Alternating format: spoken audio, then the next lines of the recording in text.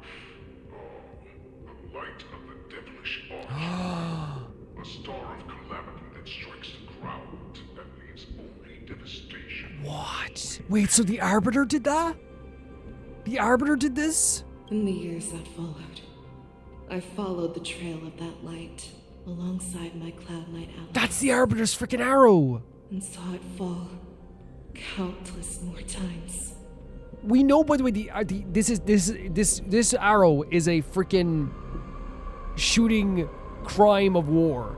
That's what it is. It is a shooting crime of war. We've heard this before. It's what literally like radicalized Dan Shu. Gradually, I came to understand. That light was not some shooting star that carried wishes. Jesus Christ.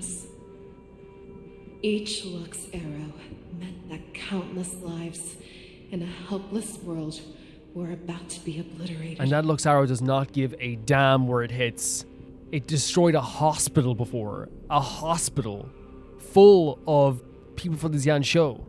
I prayed to the god of the skybow that I would never have to witness one of these shooting stars fall again. But they ignored my prayers. That's right. They never answer us. The Eons, by the way. Just let us loose in this world to massacre each other. That is why the fierce battle between us has raged to this day. No. Okay, here's the I do not trust it. I've given this answer before. I do not trust the Eons, right? The only Eon I really love is Drilla. That's the only Eon I love, right? I love a Drilla, right? But the freaking thing with this is I hate this excuse as well. I hate it. I'm sorry for getting frustrated. This whole idea of like, they left us here with free will so we destroy each other. Then stop. Stop eating Foxy and stop trying to get them as slaves. Stop trying to kill people. And this is going to sound so bad. There's a lot of stuff in this world that you can blame the Eons for. 110%. 110%. The Eons are in a lot of cases evil. They do not give a damn about any person on these planets. Again, like I said, the only Eon I love and like is Adrilla. Right? That's the only Eon I like. But let's be freaking honest. You have to make your own decisions as well. And you chose to have Foxian slaves. You chose to obliterate and devour people. And on the other side of things too, I want to make clear as well. The people of Jiaoqiu chose to fight for the Arbiter even after all the devastation they saw too as well. 100%.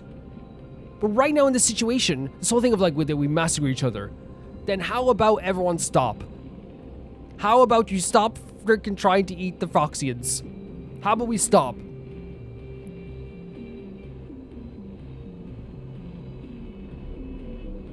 How about we just have a little bit of a stop?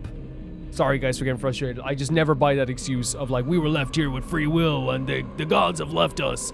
Stop then. Do you know what free will is? If the gods who never plead nor cry, who watch silently from above, refuse to listen No. to the prayers of mortals, then we have no choice but to fight for our own desires. Oh dear Lord. I agree with when it's someone who's like fighting a rebellion, for example, when they're fighting back against their oppressors. Yes, 100%. The gods will answer. You have to, like, if you have the means to fight, 100%. Yes, 100%. Fighting against colonizers, fighting against people that take your world off you and your land off you. 110%. That's so true. But in this case, you're just slaughtering people and holding slaves. Your desires are wrong. Your desires are wrong. Saran. You and I were similar in more ways than No. Don't try that crap. Come on, Feixiao. Come on. What do you call her? Saran? Feixiao. You are a beast that was born for No. and will die for. No. Perhaps. Feixiao. So, what is it that you yearn for, Hoolay? Why is it that you fight? Can I say before he answers this question too, I'm saying no because I want her to break out of this and I don't want her to listen to Hoolay. But I understand where she's saying like perhaps as well. Because, as I said, the Jiaoqiu isn't morally like justified in all their actions throughout history. They're just not. We've seen them do so horrible stuff. And again, the whole idea of, yes, there are people that respect Feixiao. But there's also a thing where 100% I know for a fact a lot of people, the higher ups or whatever, see her as a weapon. 100% as well. This happens throughout history. It happens throughout time. 110%. I'm not saying that they have this like care for her where it's like, you're just saving us all the time. I fight so that I can turn the stars above into a great wilderness for the borisin to roam. So he wants this whole place for the borisin. So say what, instead of being poetic about Hoolay, let's just say you want to kill everyone who's not a borisin. What about you, Saran? You want to slaughter everyone who's not a borisin. I fight so that one day I will never have to witness Oh my god. a shooting star falling to the ground. So that just one more person can live and return to the Yaoqing alongside me. And when she says she's fighting so that Arbiter never has to use his bow ever again, so that battles will never have to happen again. And again, so that she can save one more person. And this is what Jiaoqiu changed his whole perspective on, this whole idea. You would resist becoming the person you were supposed to be. Lower yourself from a free wolf to a domesticated fox just for the sake of one person. Again, that's the way you're phrasing it. That's the way you're phrasing it. He always phrases it in a way that is like from his, bitter perspective. 100%.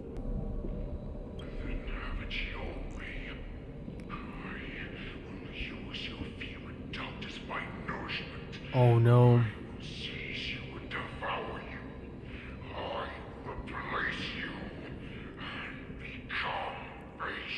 And this is why his whole idea is flawed. It's like, be what you want to be, choose your own path. When she chooses her own path, it's like, no, I'm going to choose that path for you. We are so similar. Both monsters that were born for war and will die for war. Oh my god. You were right when you said that, Hoolay. So, I shall pray to the heavens. Even if they do not respond to me, I pray that the arrows of the hunt will pierce the heart of every monster. She's like accepting like the idea of like this war, but in a way that she's like, well, okay, if I'm in this, if I'm also in this thing as well, then I hope that it destroys you. Oh my god, what are we seeing now? What are we seeing now? That's not the arrow itself, is it? Do you see me? Shooting star. Wait, what? What in the hell? The knights are sworn to protect the Xianzhou. Yeah? I will uphold this music until my very last day. Did she just get a free weapon? Is that what happened? Someone shot a weapon down for her? Wait. Did the Rainbow Arbiter send her a weapon? There's no freaking way, right? There's no way. Am I misinterpreted that? Did the Rainbow Arbiter actually like give someone something?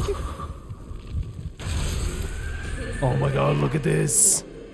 Besides by tears of blood, and all living creatures have howled and wailed.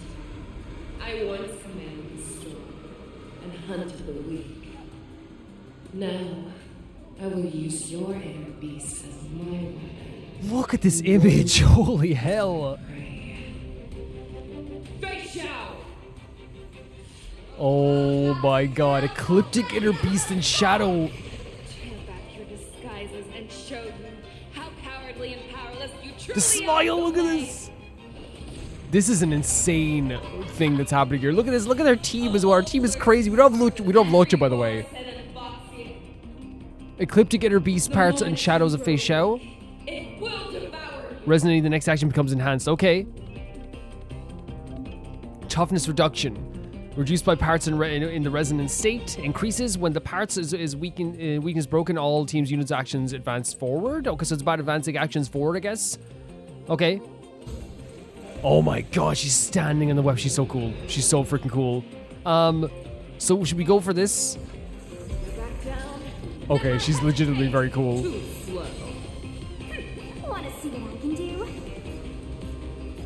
Should we go for this as well? Dodge this. I don't know if we're gonna be able to do any like because of obviously the symbol there as well.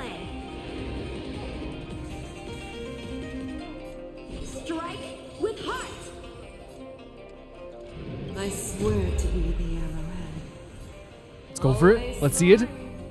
What the hell? What is this? First of all, the outfit's so sick. Is that just what she has without the jacket? Wait. Oh, wait. Her moveset is insane. Even outside the battle as well. Oh, sorry, wrong button. Oh, I forgot you can like see this stuff too. It's so freaking cool. It's legitimately so cool. Evildoer. We've entered the storm. To guard and defend. Crush them! Tell him, Bronya. Tell him. This battle is unavoidable. We should go for support as well, though, right? 100%. The time is now. Lend me your strength. Have your fangs and claws dulled?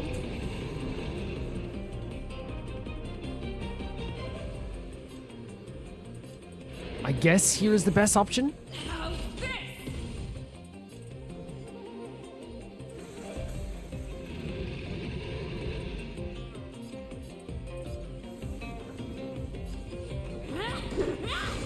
We definitely want to keep some skills here as well. Too slow. So, how many of my moves can you block? So we have to somehow weakness break to get the purple lock symbol. Oh my god. Oh my freaking god. Insane. And we have no healer this time around, by the way, because Lotcha's just not here. So we just have to go for it.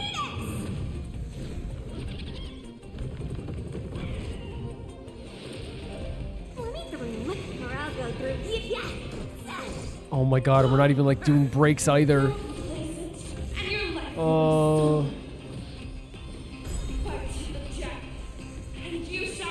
I know the fear. This is a crazy battle. And like we're enraged as well.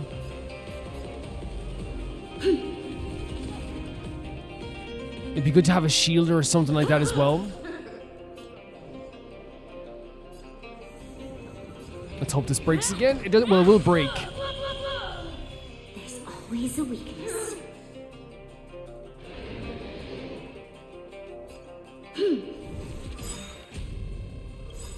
We've entered the storm. And we can't activate her thing either. We can't.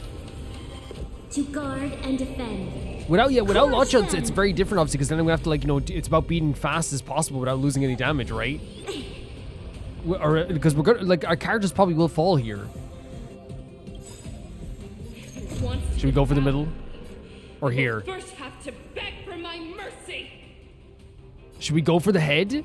Just because it's a weakness point as well. This is such a cool thing, by the way. It's so cool.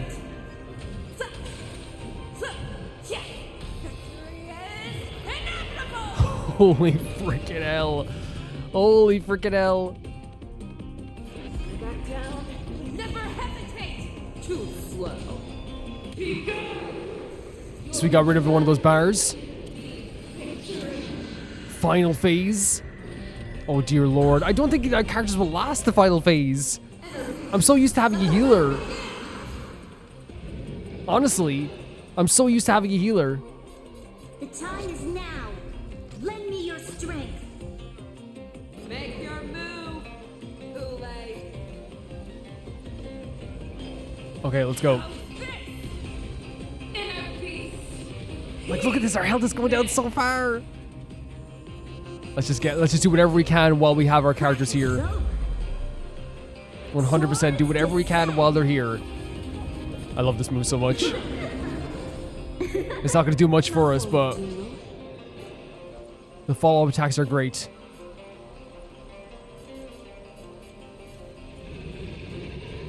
Blade in flight. Oh lord. I feel like this isn't even going to break anything either, you know? But we can try. You don't even think it's barely going to do anything. Oh, Jesus Christ. Look again, even... Now, here's the thing. It's still better than... Like, say if we were a higher level here, we would have been done already. It would have been over. Like, without Lotcha, things are rough. I think I'm just so used to having Lotja. Now, if we do die, they're probably going to ask me, I'd say maybe to change my team or whatever. I imagine that the new character is going to be lower down in the list, so I can just look up to the top if I'm changing around the members, right? 100%. Let's go. We go for the head again, right? 100%. Without the jacket, it looks so cool too. It turns red here as well. Look at that. The outfit still looks so sick even without that too. Lovely stuff. Lovely stuff. Just give a shot off here. As much as we can here. As much as we can here. Oh, Yanqing's gonna be gone. Oh, Yanqing's gone.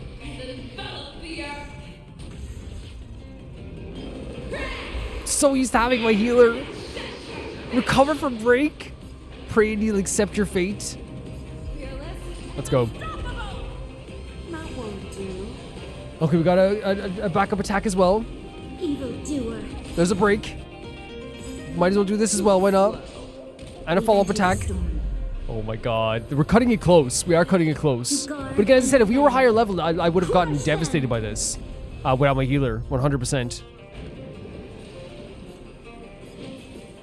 Are we just going for it still?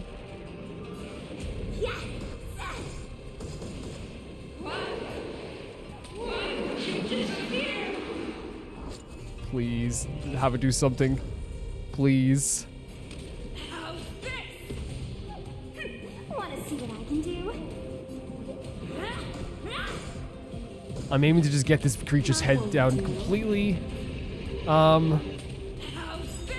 This might work. I think we might get it. I swear to be the arrow. I'm gonna be singing "Don't Know What You Got Till It's Gone" now. Whenever Lotja's gone out of the team.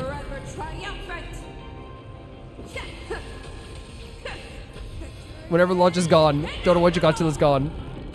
Come on. Our little hunting game ends here. Tell him, Feixiao. Use Terra Split to end the shadow of Feixiao, sure? I swear to Mighty light of the heavens, wolf in my heart, come to me. Doesn't matter who we use it against. As one. Freaking so sick. So sick. It's such a great move, isn't it? The fear. Did you see that? That's a rare thing even from anything representing Hoolay. A look of fear. She's so sick. Feixiao is so sick. Look at this with the axe as well. So freaking My only cool. enemy has always been myself. Whoa. And you see how legit, like, she already looks... Oh, they transitioned back to here with you. Was that March holding onto her leg? Trying to stop her? General, you're awake. They held her off. Look at the little smile she has seen that they held her off. Incredible stuff.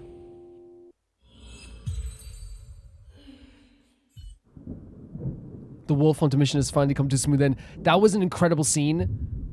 At the end of the war defeated is slain, the wolf troopers can no longer resist and completely overrun, but the cloud is still in Mose. Then find Jiaoqiu is at death's door. So he didn't die, he just drank his blood.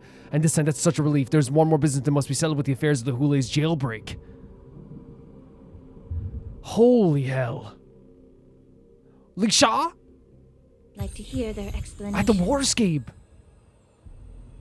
Can I say as well before we do anything further here, an insane scene, like cutting herself down, and again the idea of her being her own enemy. I wonder if that is like trying to like state the idea. Oh, look, this is such a beautiful place, isn't it? The idea that like, you know, it's always been a fight within herself. I guess like as well the idea of fighting of who she is, and look how beautiful this game is, and what she's meant to be here for. But also at the same time too, like just her. I didn't think she could look cooler, but when she took off the jacket, for some reason she had like this like action hero vibe to her. You know what I mean? It was so cool. And then that scene when she came back into reality. First of all, seeing Feixiao's face be terrified. Sorry, not Feixiao. The representation. It was Feixiao's face, but it was Hoolay be terrified. Satisfaction on a level that can't be explained. But also at the same time too,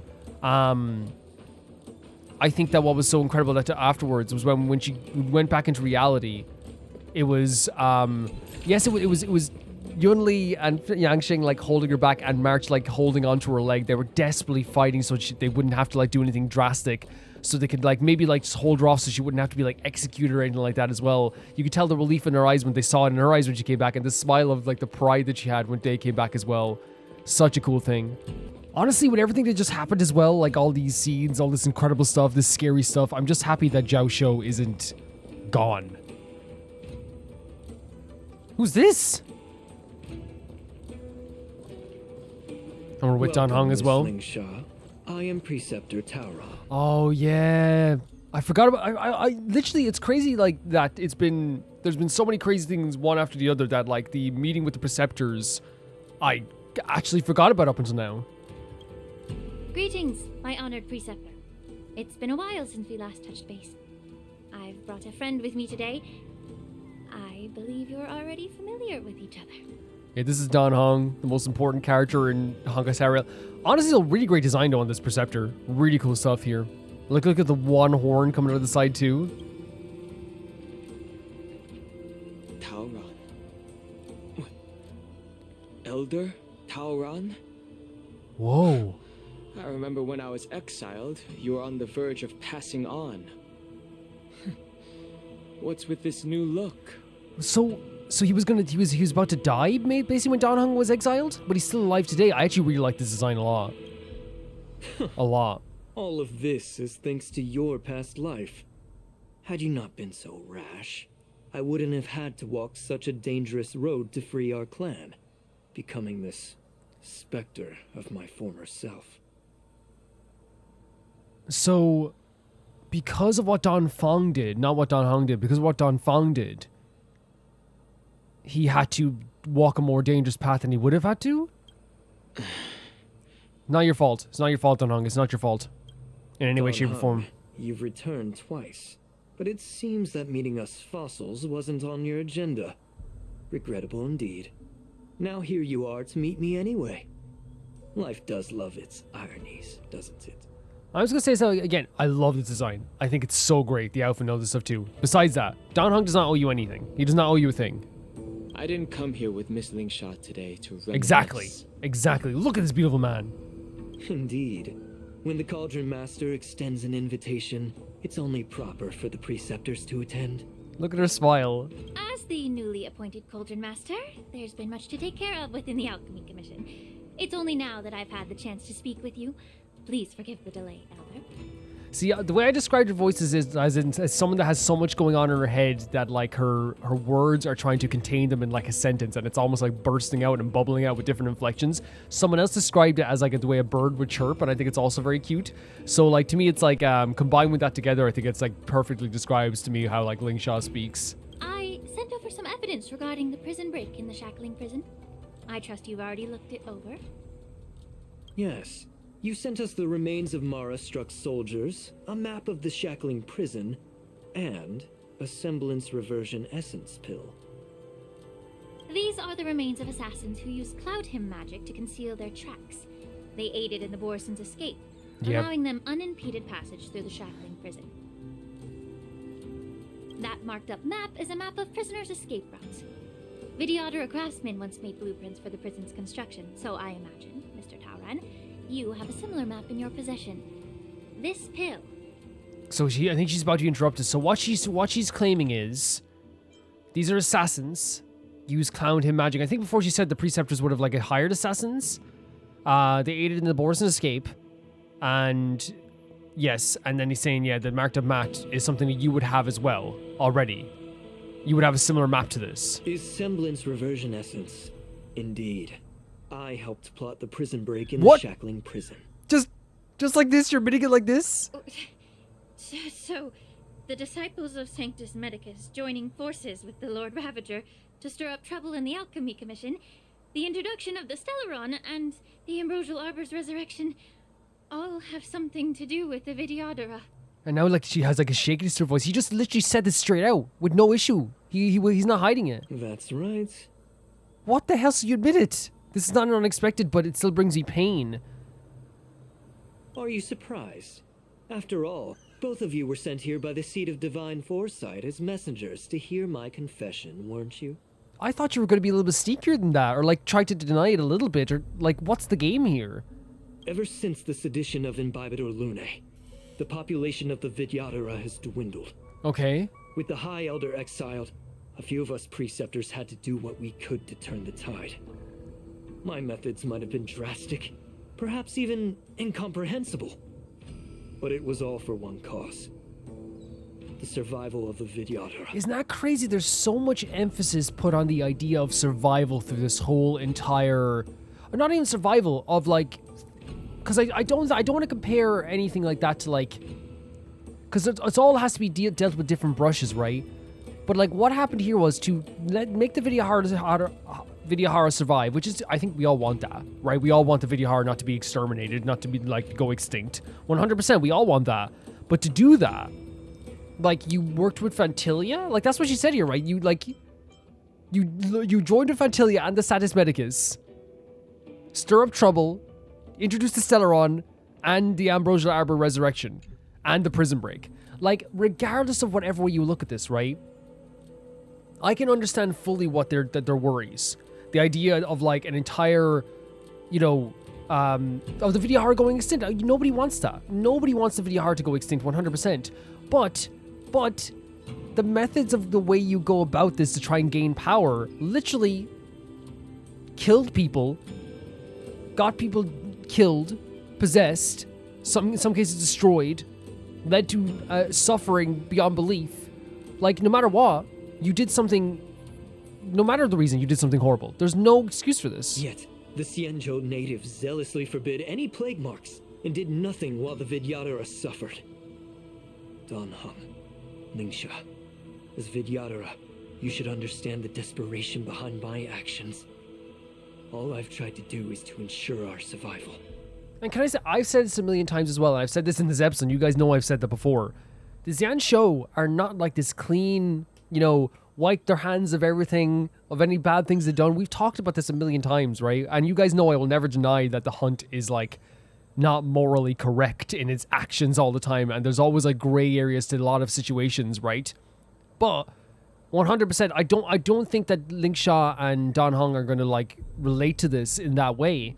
If he came to us beforehand and said, my people are almost gone, they suffered and they did nothing, right? What's the thing we would do? Sympathy. Instant sympathy. I would desperately want our characters to help them in some way. Now I still have sympathy for the Vidyadhara, but just now the actions of this guy and the other preceptors were bad. We're like let's just be honest, like these are like if you wrote this on paper, regardless of what way you think about it, if you wrote all the stuff they did on paper and what it led to, you'd call them evil, right? You say it's evil. That's horrific. I'm well aware of the challenges the Vidyadhara face. Fighting for survival isn't Exactly. a sin. 110%. Nobody wants the Vidyadhara to just disappear. But Elder, your actions have gone beyond mere survival. Yep. You've become a beast driven solely by the propagation, devoid of even a hint of empathy. Yep, and that's the point. Ningxia said it better than I ever could. Oh. Despite calling ourselves a noble draconic bloodline, at our core, we're merely bipedal beasts. The survival of our kind is paramount. If I hadn't resorted to beastly actions, the Vidyadhara might not even exist. No, but the issue is that there's innocent people who have never done anything to like a Vidyadhara, who probably don't want the Vidyadhara to go extinct and disappear either, like died horrible, horrific deaths. And if Fantilia succeeded, Dan Heng is dead too. Like if Fantilia, I'm telling you this right now, I know he thinks that like this is like something that like it was going to help in the long run, 100%, right? If Fantilia succeeded fully in what she was trying to do here, and we didn't have that battle with her, and she succeeded, do you think she's going to leave this dude to do whatever he wants? You think she's not going to like go to further? It's that thing where it's like I've helped Fantilia destroy this place, and now she's going to help the Vidyadhara, and then Fantilia does a side eye kind of like, you're next, dude. Like you're next. The sages show no either using him or killing them. Wisdom goes. When the High Elder abandoned our people's survival, I had to shoulder the world's sins alone. And that's horrible. I'm never going to deny that. It's so horrible, the suffering that whatever the Vidyadhara had to go through, 100%. Ningxia, Dan Heng, the past is behind us. But the future of the Vidyadhara still lies within your grasp. The situation on the Xianzhou Luofu has changed rapidly. As Vidyadhara, we must unite in purpose and avoid the mistakes of the previous Imbibitor Lunae. And you guys get what I'm saying, right? If I found out that he killed a bunch of people, right, that were involved directly in the neglecting of the Vidyadhara's suffering, and they not only ignored them, but they made it worse. You guys know me and my reactions to things. You guys know me at this stage. I would be like, dude, like, again, while it's like there's obviously different situations depending on who it was and all this stuff, but you guys know I'd be way more sympathetic to like what's happening. If he did it, even if he did it out of revenge for the Vidyadhara and like killed like 3 people who were directly involved in the suffering of the Vidyadhara and made it worse, you guys know me. I'm not gonna freaking shame him for that, right? It's one of those situations where it's like, would it be my actions? Who knows? But it's like one of those things where it's like, I'm not going to shame him for that. But the situation at hand here is that like there's countless people who had nothing to do with this suffered greatly, like terribly so. I was initially skeptical about the Vidyadhara's betrayal of the Alliance. But after hearing your confession, I realized that there is no point in talking about trust. Like, they came here in order to, like, make... Like, again, I 100% think Xia would love to have come here, and so Dong as well, to find out it's not true. Breaking the covenant of our alliance will bring war upon the Vidyadhara. Even if we are able to have offspring again, what difference will it make? And she's talking about breaking the covenant as well. Hopefully it won't come to that, because I don't think Jing Yuan would let it come to that. I don't think Jing Yuan or Feixiao would let it come to that, especially under the circumstances. Once my plan succeeds, the Alliance will see the Vidyadhara as their saviors. Because both parties ultimately share the same interests. See, that's what he wanted. I think that's what he wanted. It's not just the idea of like eradication. He wanted, like, again, suffering to happen so that he could step in and be the ones to save everyone. And then he'll look amazing. We heard that before, right? The idea that, like, you know, they would, like, it's a way to get the foothold back into society. But again, horrific way to go about it.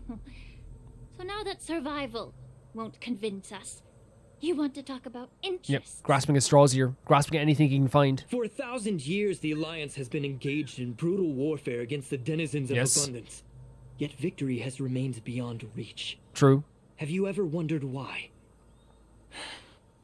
Should the Alliance emerge victorious, they will inevitably become the next denizens of abundance. However, if they suffer defeat, the Alliance will face extinction. So what does he mean by they will become the next denizens of abundance? Maybe I'm forgetting something about this too, but like, is he saying that like, if they win this war, then they will succumb, they will have like more time to succumb to the same things that the people that succumb to the idea of like wanting immortality did as well? Or they'd have access to that power? But if they destroy, then they will die. Thus, the Alliance has deceitfully upheld this precarious balance. However, I have a way to escape from this dilemma. Can I say as well, by the way, looking at it from all sides, I don't deny that some warmongers do this. I genuinely think that some people keep up the idea of war and violence in order to keep up like a standard. And whether it's resources, whether it's all this stuff too, we have to keep fighting, you know, to get these resources, to get the, and in this case, like you could say maybe for an idea.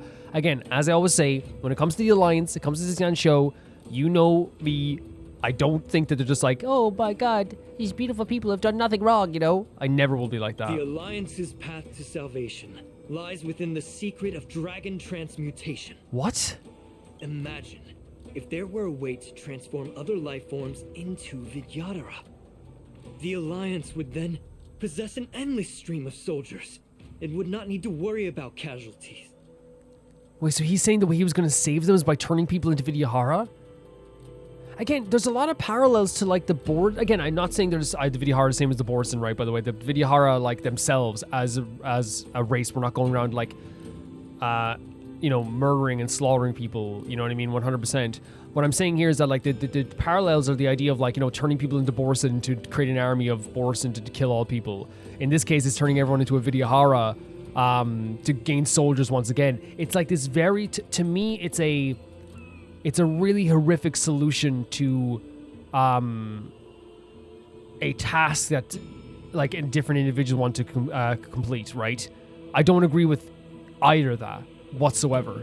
Once the war ended, these soldiers would cease reproduction, eliminating concerns of overpopulation. Oh my god, it's so weird, isn't it? This is the way to salvation for the Xianzhou Alliance. The ultimate path to end the universe's suffering under the immortality plague. Only we, the Vidyadhara, can achieve this. Like, he's even thought as far as, like, overpopulation. You know that this has been on his mind for a while. He's taught, and, like, he's breathing heavy, by the way, as well. Like, his heart's beating. He's even thought of the idea of, like, how, like, people are going to be afraid of, like, overpopulation. You know? But, like, the idea of cease reproduction, like, the idea of creating all these, like, Vidyadhara just for the sake of being soldiers. No. No. So, you relied on this rhetoric to manipulate the ignorant members of the Vidyadhara into And that's the way to put it. It's rhetoric. It's horrible. I am deeply disappointed in you, Elder. Your thoughts and intentions are completely devoid of empathy. I agree. I agree. Knights. Hold it. Hold it? Bailu?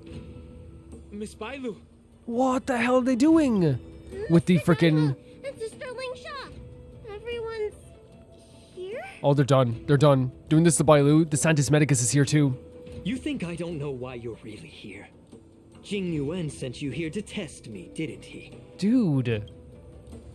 According to the oath between the Alliance and the Vidyadhara, it's forbidden to spill Vidyadhara blood on their own territory. Are you serious? Are you all ready to violate this oath in the presence of the Lawfu's High Elder? You already broke the oath, did you not? You've already broken the oath. Dragon Lady, there's no need to panic. Elder, the Vidyadhara's Lingsha's great, isn't she? and the High Elder are not to be used as pawns in exchange for your life. I think Lingshaw's like should be like, I know she's like in like the Cauldron Master. She should also be in like diplomatic debates and stuff like that too. Because like the way she like turned to Bailu and like gave her that kind of like emotional kind of like everything's okay, changed the tone of her voice and turned back to Tauron and said, was very stern with him.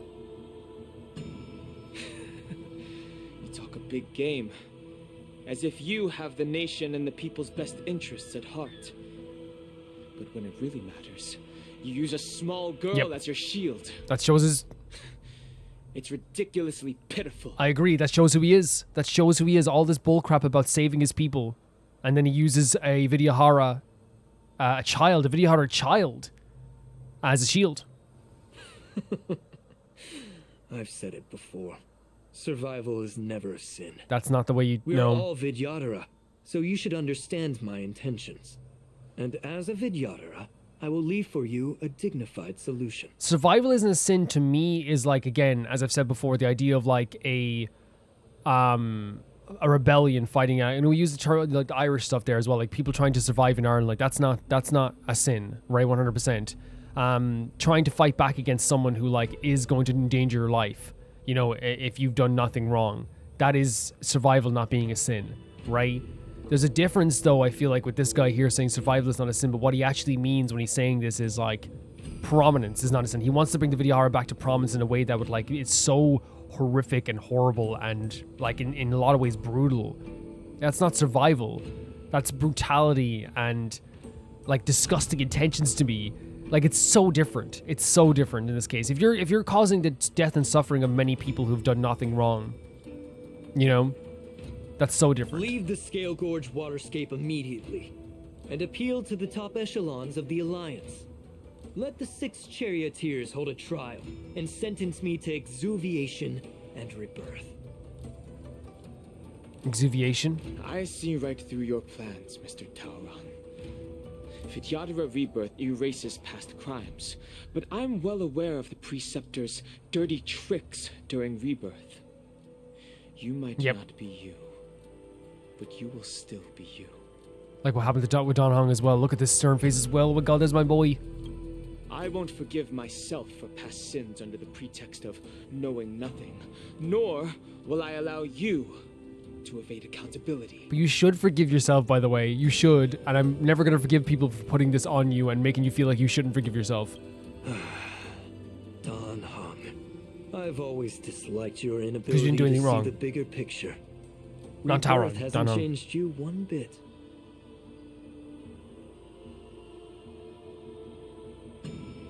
Miss Bailu, as High Elder of the Lawfu Vidyadhara, please share your thoughts at this moment. And I love that he's like asking her as well about this too, because I feel like it's one of those situations where she deserves to also like have her voice heard, right? 110%. It makes perfect sense that she gets to say her piece as well. Like she's a living Vidyadhara as well. I don't want to stay here. I'm tired of being pushed around. I'm not some puppet to be controlled. Exactly. Please, take me away with you. Which she wants to leave. She wants to leave the Xian show altogether? I understand. Is she saying the Xian show in general, or is she talking about just this space? Because I would understand if she wants to leave the Xian show as well, honestly. As the oath dictates, members of the Alliance are forbidden from harming Vidyadhara here. But I have long since severed ties with the Alliance. Oh my god. Right now, I'm simply a nameless. Free to come and go as I please.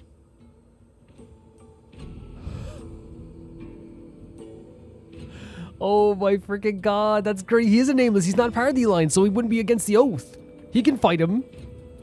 Do you think Bailu meant like this whole thing? Like she's sick of being a pawn in everyone's game? Or do you think she meant like, just like, this scene? The oath of the Xianzhou means nothing to the spear in my hand. Yes, Danhong, I love that. I freaking love it. He's a trail. Another cutscene? We're getting spoiled. Jesus! Holy hell, did you see that? Do whatever it takes. Make sure they don't leave you. Danhong, like, by the way, I love that. And you guys know I love this, like, because again, I know there's like reasons why sometimes characters can't fight, and it's always really well written in Honkai Star Rail. I know there's some reasons why emotions take over for sometimes with characters why they can't fight, and it's always really well written. But I also love moments where characters are so, like, quick on their feet. And Danhong's a smart person, right? And, like, they could have easily have written this character to be like, we'll come back later. You won't get away with this, you know? And it would have been like, okay, I guess that makes sense. He's going to come back. But what makes more sense is that he's using his brain here. I'm not a part of the Alliance. I'm a trailblazer. I will kick your ass. Like, I love that. Like, in that, and especially when he asked Bailu what was wrong, and Bailu said she wanted to leave, and he was like, okay, that's fine. I'm going to get rid of this guy. Love it. Absolutely love it. What a scene. Oh yeah, this is the team that we, like, that did not get very much damage done last time, didn't we now? Because actually our damage dealer here is going to be, March. Which actually, we should still... Yeah, let's get some healing in as well. Welcome back, Lodja. This battle is unavoidable. Lend me your strength. We should still get some support juice for other... Oh, we don't have enough. Okay, that's fine. Allow me to purge the root of the problem. Maybe I'm forgetting this. Maybe it's a different character I'm thinking of. But do you think we need to use the only use the ultimate after we got all the full 7 there? Maybe I'm just thinking of Jing Liu's move. Yeah, I bet you healed your Mara Struck. No hobby, so you have to heal your Mara Struck all the time. Ooh, I don't have a favorite show or a favorite TV show. I'm gonna heal my Mara Struck. To guard and defend, crush them. The truth burns clear. This move is Everything always in crazy. this world is bleeding. Troublesome. Yeah. It wasn't going to be a tough battle anyway. This isn't like, you know, they just gave us a boss battle. There was no way they were going to give us like a crazy battle again. So you might as well use this move as well, right? Trying to show you what Azure Dragon, White Tiger, less carbs. Watch this! She's so perfect. She's so perfect. I love her to pieces. Should we give... Okay, I have an idea as well for this then as well. So we can do... Oh no, sure, we're going to get to 7 now. Oh, I get it! Destroyed.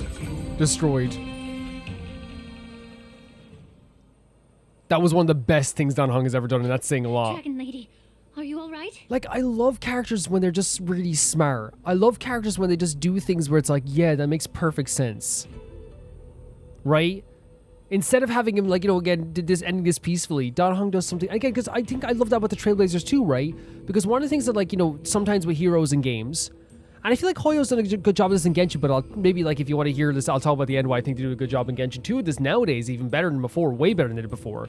I love main characters who carry through on stuff. You know what I mean? Who understand that sometimes someone needs a beating. You know, sometimes someone needs to be... And the reason I say Genshin is this too, because like the Traveler in Genshin nowadays has been like doing more and more like, oh yeah, this guy just needs to be beaten up. This guy, you know, we need to get him. And in this scene, Dan Hong kind of, you know, in most... I played a lot of RPGs in my life. I played so many turn-based RPGs in my life. And one of the things that happens in turn-based RPGs sometimes, even when they're met with like the most despicable character, it sometimes is a pet peeve of mine. It doesn't happen in every RPG, but I say it happens in like 20% of RPGs I've played, where a character goes, like, it's like, oh, like this guy's responsible for like the death of so many people. And then they go, huh, if you hurt me, then this is going to happen. And then the characters go, we have to retreat. And yeah, sometimes it is like a good story reason, sometimes it's not. Sometimes it's like, no, just get him right now. You can do it right now. In this scene, what's so great about it is like, Don, and it's great about the Trailblazers too. Himiko has felt like this sometimes. The Trailblazers felt like this sometimes. Marches felt like this sometimes. Where sometimes they will literally swing on people to get out of a situation or to help in a situation. We saw that back in like, it wasn't like in Balabog, where like they even like you know, attack the guards so they would disorient them so they could get out of there. Like they I love that. I love that these characters follow through and stuff. Another game series that like has characters following through and stuff quite a bit is the Tales series, by the way. If you ever want to play the Tales series, it's really, really good. There's a lot of characters that just follow through and stuff. And I'm not saying you have to, by the way. I'm saying there's some stories, as I said, where it makes sense. Even they're going to do it in Honkai sometimes, where a character's going to be like, oh, I can't fight this guy right now. And it makes perfect sense. And they've done it in Genshin, they've done it in other RPGs I've played, they've done it in the Tales series even. When it makes sense, it's perfect. But when it makes sense for the character to follow through and just attack, they just do it. And that's the Trailblazers. They're so good at this stuff. I'm fine. Poor Thank you Bailu. for rescuing me. Been through so much already. Oh, little Nod as well. They're like brother and sister, right? Kind of. You actually came here in person?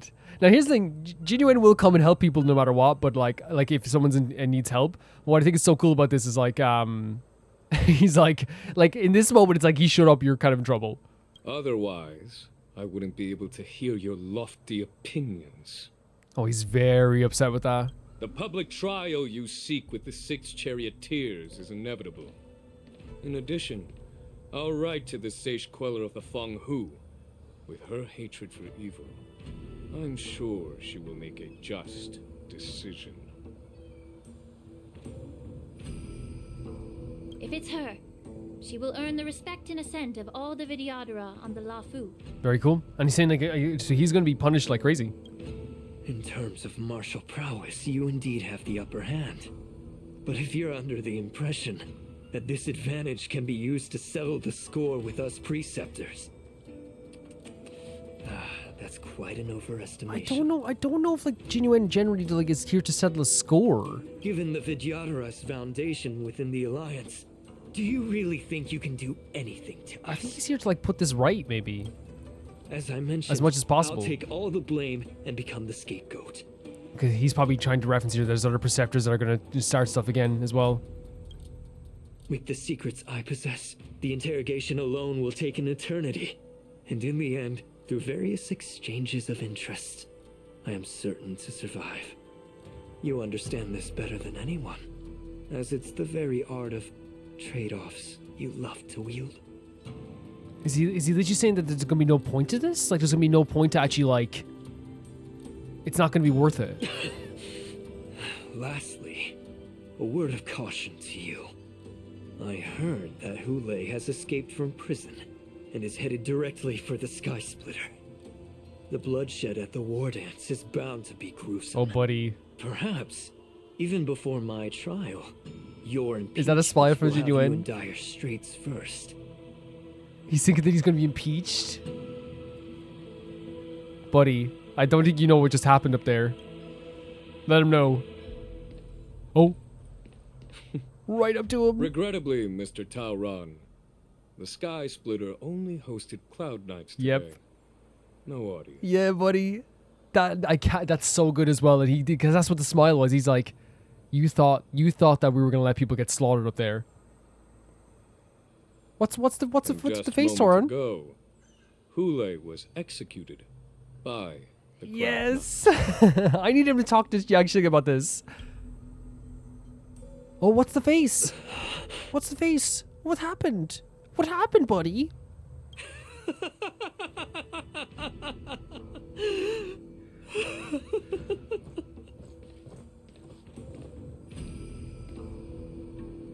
That's one of the few times you'll hear me like talking smack to an amazing design. You know what I mean? I love that. No, oh, back to Cell. I love that because like we can enjoy that moment, even though there's so much horrible stuff. Oh, the Operation Wolfhound has ended. And messages from the Realm Communication. Okay. Meanwhile, in the Alchemy Kitchen, Cell is mourning for someone.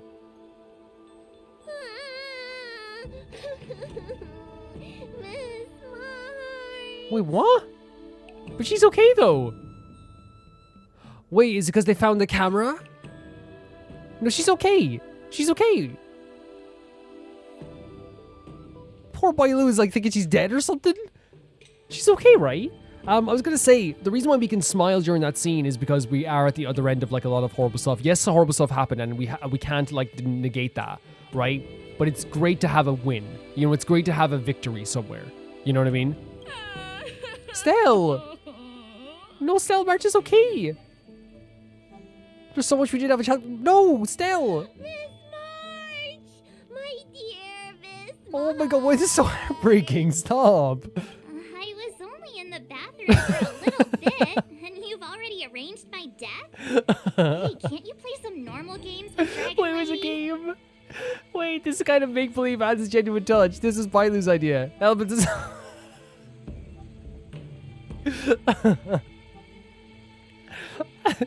She was playing a game with Bailu. What, the marches that they were doing a role play? Because she's a kid, right? They were doing like we're both gonna play mourning individuals at March's funeral. But the zombie. Are you amused? Stell is crazy. Stell probably should be like we should have a chat with Stell. That's great. All right, enough playing. It's time to visit my masters. The fact that Stell, again, you could say it's Bailu's idea. Either or, right? Either or, it's crazy. That Stell went to Bailu and said, hey, we should play a game where we mourn March, and this is like the last thing we have of her, and we pretend she's dead. Or then Bailu came to her and said, we should play a game where we mourn March, and they both pretended to cry. The infirmary is right over there. You can go by yourselves. Oh, come back and visit me when you have time. She's honest. I mean, this is like the best way possible. She's a freaking weirdo, man. She's such a weirdo. Next time, let's not play overly realistic make-believe with this doofus, okay? Well, there's not much I could do. General Feixiao didn't really give me any chance to shine during this wolf hunt operation. That's so true. This is one of the few quests where, like, Stell was like kind of on, not in a bad way, was kind of like a little bit on the back burner, right? And that's not a bad thing. This was March's time. This is, you know, Yanqing and Yun Li's time. This is even Dan Hong's time. This was a different, you know, mostly it was March's time, let's be honest here, in terms of like who was like the trailblazer of the story. If I had been in the ring, I could have knocked down 10 Hoolays with just one strike. Whenever we see Stell from the other side, she is so crazy. You sound exactly like Master Yanqing. But for now, both he and Yun Li have been forced to go to the Alchemy Commission for some well-needed rest. Understandably so. Understandably so. They fought so hard. And you did too, March. March was literally holding on to Feixiao's leg. At least that's what I saw in the cutscene. I could have gotten it wrong in what I saw, but I choose to believe it. Even if you guys correct me, I won't. I'm gonna cover my ears and say la la la. I'm the least accomplished in swordplay, but I came out unscathed. Pretty well. I really ought to thank my masters for taking all the blows on my behalf. March, they were probably happy to do that. They were probably so happy to do that. You know what I mean? Man, my heart is so full of this because I'm so glad that after everything that's happened, we've gotten to smile. You know what I mean? And that's what it means to me. The fact that we've gotten to smile after all this stuff too, it means the absolute world to me. It really does. Oh my god, there's Yun Li and Ling Sha as well. What a beautiful place this Yanqiu is, by the way, right? I still think that like it's one of those things where like, if you ask me to pick a favorite area so far in Honkai Star Rail, it's super difficult. Because I think that like in terms of worlds themselves, like, overall, like, I think it's maybe because, like, it was, like, I don't know what way you would put it. Would you say it's kind of like a little bit of, like, a, I don't know what it is, but, like, there's something about this place that, like, makes me, like, it feels so magical. I think that, like, but, like, I would say that, like, I have particular favorite areas like this place and there's the waterscape and stuff like this too. But I don't really have a favorite location because, like, when I go to Beelzebub, when I go to Jiaoqiu, when I go to Penacony, I have, like, a different feeling and there's memories in each space, no matter what. There's memories everywhere. Like, when I walk around this place, you know what I think of? I think of Luocha, Danhong, and Sushang coming here and then separating. That's what I think of, and I love that about these locations. In terms of music, by the way, though, I think that, like, if you're talking about vocal performances, it's 100% Penacony. If you're talking about just, like, background music, I love the Jiaoqiu music so much. It's so good. But it's just a really fantastic game with so many fantastic locations, isn't it? It really is. Bailu's over here, but I wonder if it's like a thing where she's always here and, like, it's not going to be a part of the story, or we'll see anyway. We'll check if this is what it's about. Hello, Bailu. Isn't Mr. Oh, she's always supposed to be here. Are you feeling well? You look fine to me, and nothing's wrong with your body. Let me give you some sweets and close your file. Of course, if you're free, please take me out for a stroll. Wouldn't that be already appropriate for the doctor to run away? You're right. Wait till I finally sell a backlog of patients, or when I grow taller, that's when I'll take a long vacation travel beyond the Xian show. Since my last escape, the maids and healers have stopped watching over me as closely as before. I tried to sneak out a few times. There was still someone following me, but they've no longer run after me like I was a fugitive. Maybe they're probably trusting you more. Is that a good side or bad side? Seeing out for fun, it seems less of a thrill now than before. By the way, what can I do for you? Yeah, so it's about these, like, questions. Yes, 100%. We can honestly do a video sometime, maybe, like, we can go around asking those questions. But yeah, I would usually say let's escape, let's go somewhere, but I thought that was going to set me off into a different mission. I'd be like, let's go. Yeah. But yeah, I'm glad on the other side of this we get to have, like, a smile. You know what I mean? I'm glad that we get to have a little bit of a smile and a laugh. Look who's here.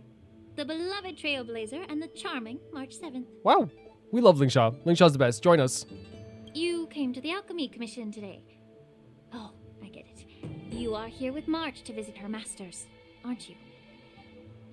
Exactly. How are my masters doing at the moment? Unfortunately, only one master is here.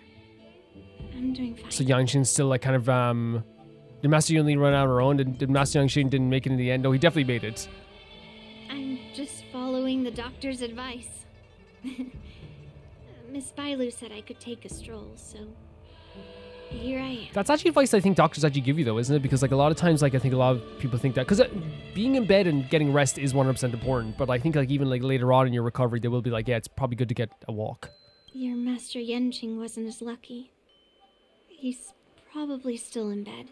The way she's talking about it is so different now, right? And this I'm talking about the journey from the start to now. If this was her talking about him, like, at the start of, like, the first quest, she would have been like, Master Yanqing is being lazy in bed, you know? But now it's like she's talking about very somberly, very soft, because she saw what he did. Considering the intense battle with Hoolay, and then with General Feixiao, the rigorous sparring session with her, his small body couldn't take it anymore. Like, you see the way she's talking about him with concern, and he did do a lot. That whole thing he did there with the Jing Liu move is insane. I wish that we got to hear Jinyuan see it or talk about it or something like that. Master Yunli, didn't you also engage in combat? She did. The little babies from there the it is. just don't have the resilience that us kids from the Juming have. Because as we said earlier, we're like, I want them to get to a point where they respect each other, but I don't really want to leave the bickering behind, you know what I mean? They're still going to bicker. I heard from Modza about the tough battle against the wolf troopers. You fought alongside Modza. Did you get hurt? The enemies were mostly taken care of by General Feixiao. Now that I think about it, I didn't really have a chance to get hurt. I can guess why. General Feixiao is just too strong. She's very powerful. Yunli, go and lie down. Oh my god, the way she said that. This is what I'm talking about. The voice actor for Lingsha is amazing. Like, who comes up with these inflections and thinks about these inflections when they're doing voice acting? Yunli, go and lie down. Yunli, go and lie down. Like, it's just, like, so perfect. She puts so much personality into the performance. Got it, Lingsha. Like, what a way to separate yourself so much. And Yunli being like, yeah, I'll do it. What about that smiley fox Yes, Jiaoqiu. The guy with the hood. Instantly my heart sank when she even said smiley fox healer. Thank goodness you and the others found Jiaoqiu. He lost a lot of blood and needs to rest properly. He and Maoza are seriously wounded. I've had to forcibly confine them to the Alchemy Commission. Thank the Lord he's okay though, because I literally thought they were going to kill him off. I thought they were going to do something like that, because they did kill off a character. They kill off. I don't think Honkai's afraid to like get rid of characters at all. All 3 from the Yaoqing are critically injured, but fortunately, the Xianzhou Laofu has a miraculous healer lady. True. It's a silver lining in this misfortune. It looks like the entire delegation from the Xianzhou Yaoqing is gathered at the Alchemy Commission. Why don't we go see General Feixiao and bring her some fruit? That's sweet. I would normally say no, because they need to rest. But, alas, what can you do when the 2 of them have a leader who's just as restless? I suppose so. General Feixiao just slipped out of the recovery room. Already? She's so sneaky, but I know everything that happens in the Alchemy Commission. If you're looking to meet her, the luminescent depths might be your best bet. I spotted her heading that way earlier. Oh wow, just like this. Those footsteps. Oh. They must belong to General Feixiao. Oh my god. Out and about, despite the doctor's orders. He still has a shake in his voice, and the fact that like he cares about Feixiao so much that he knows the sound of her footsteps. And can I say as well, Moze in the background? I don't care what anyone says. The relationship between Jiaoqiu and Moze as well is so amazing. He is, in my mind, again, covering my ears if anyone says otherwise. No, you can give your opinion, of course you can. But like, watching over him, you know? What a coincidence. Someone else who refuses to listen to the doctor's It seems nobody's listening to doctor's orders today apart from Yanqing. Well, And being Yunli, a in doctor fairness. myself, I don't think my knowledge of my own body is inferior to the Dragon Lady's. You see the way he's like hiding like his face as well? He's not talking to her directly yet? I wonder if it's like a building up of courage thing as well, you know? The healer does not heal himself. Don't try to act tough in front of me. Maybe that's it as well. Not trying to show his face, not trying to show his emotions. I'm sorry, Jiaoqiu. I didn't expect you to use poison that way. What a character. What a miscalculation. If only I'd found you sooner. If only I hadn't sent you to the shackling prison. I don't think he's gonna take this, by the way. I don't think he sees it that way. The way you're speaking, is this really the Feixiao I know? Or could it be a borisin assassin? Imitating your voice to take my life.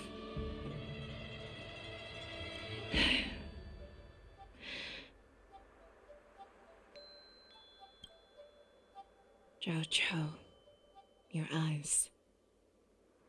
You can't see anymore. Oh, that's why. What? Oh. I can still clearly hear the sound of the waves. That's enough for me. That's why he's standing at the waves as well then. And that's why he didn't show his face. Like he was, it was like something that he recognized, the sound of the waves, the sound of her footsteps, everything heightened as well. Don't blame yourself. Oh. You know what I'm more concerned about? Has your body had any changes since you swallowed the Crimson Moon? Like, look at this again. You're talking about the idea of like the sacrifice that they made in order to stop Hoolay. Like, this is how serious Hoolay was. This is how dangerous Hoolay was. There don't appear to be any changes. However, the many doubts that once plagued me have dissipated. So she no longer has any doubts. I never thought I'd Jiaoqiu. hear you discuss your health again. Oh. But thanks to Moza and that child, the price I've paid seems trivial compared to what we've achieved. No, don't say it like that. You did something like that's here's the thing. I would never want him to do that ever. But like to say that's trivial? Insane. Absolutely insane. I hold no grievances, Feixiao. Oh my god, this character. I am content. The smile on his face as well, because what he wanted was for her to feel better. What he wanted was for her to get better. And he, again, willing in the idea to sacrifice his own health in order to make her better, or to give her a chance to be better. Moze, what a freaking character. I'm telling you, man. I don't know how to offer words of comfort, nor do I know much about curing others' ailments. I am just a warrior, so my pledge to you is simple. What's the pledge? Oh my god, the scene as well. I'm proclaiming to me, if you talk about MVPs of every story, guys, I'm just saying Jiaoqiu to me is just an insanely good character. Oh, smile. An eye for an eye. What? So you were here I didn't too. even know he was there. In this vast universe, there's bound to be someone who can heal your eyes. I'll find them. But until then... Are they talking about an eye for an eye is revenge? An eye for an eye is like doing the same thing to someone else. The threat behind all this chaos needs to be dealt with. So that's what they're saying. Whatever caused this, whatever started this, we will end this. I love that character trait. The fact that these two people, instead of being, again, it was an emotional scene, and they said themselves they don't know how to offer like condolences in that way, or not condolences, but like empathy or sympathy in that way. So instead of doing that, they turned to him saying, we will get revenge. We will get revenge in our own way. And I kind of love that. You must already have some ideas. Let them out. Like, I love, because again, we talk about the idea of revenge, like, hurting people. Again, like I also said, the idea of following through. I love that we have characters that are like, let's go and get revenge for what happened here. Let's end this. The resurgence of the Sanctus Medicus and the gathering of the borisin are merely distractions orchestrated by an unseen force meant to divide the Alliance's attention. Fantilia? Unfortunately, they picked the wrong fight this time. Once we return to the Yanqing, I'll personally lead the Verdant Knights into battle. I'm sorry, but that's so sick. Imagine your general being like, yeah, this person picked the wrong fight. The wrong fight.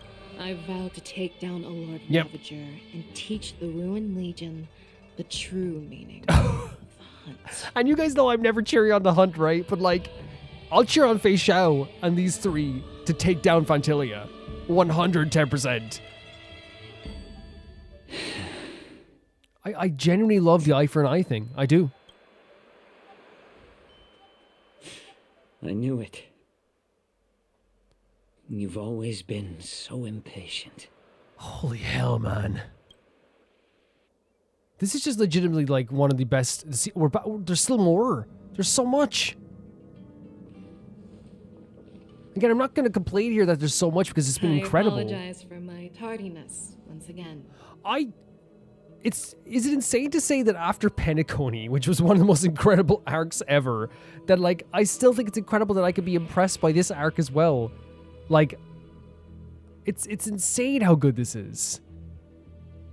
And in that scene there, it's so emotional, so impactful, and I love again that these are characters who like have only known fighting for a lot of their lives and only seen war for a lot of their lives, and again not knowing what to say to Jiaoqiu, and instead of saying anything like, I'm so sorry this happened, let's go get some, which again for other characters that makes sense. For these characters to just say, yeah, Moze agreed, we're going to get revenge for this. Whoever caused this is going to die.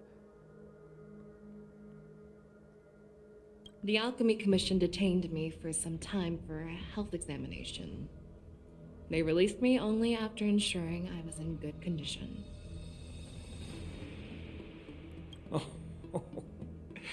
General. I thought he was going to betray us, guys. I had something in the back of my mind. Didn't trust him fully after they said he was like being a bit sneaky. Hoolay's escape caused significant upheaval and forced the war dance to be put on hold. A truly unforeseen disaster. Fortunately, the younger generation showed their valor. Yep. They bravely tackled the crisis, putting an end to the disaster and providing a glimmer of hope in a dire situation. 100%. A member of the Yanqing, right? A member of the Law Fu. And a trailblazer,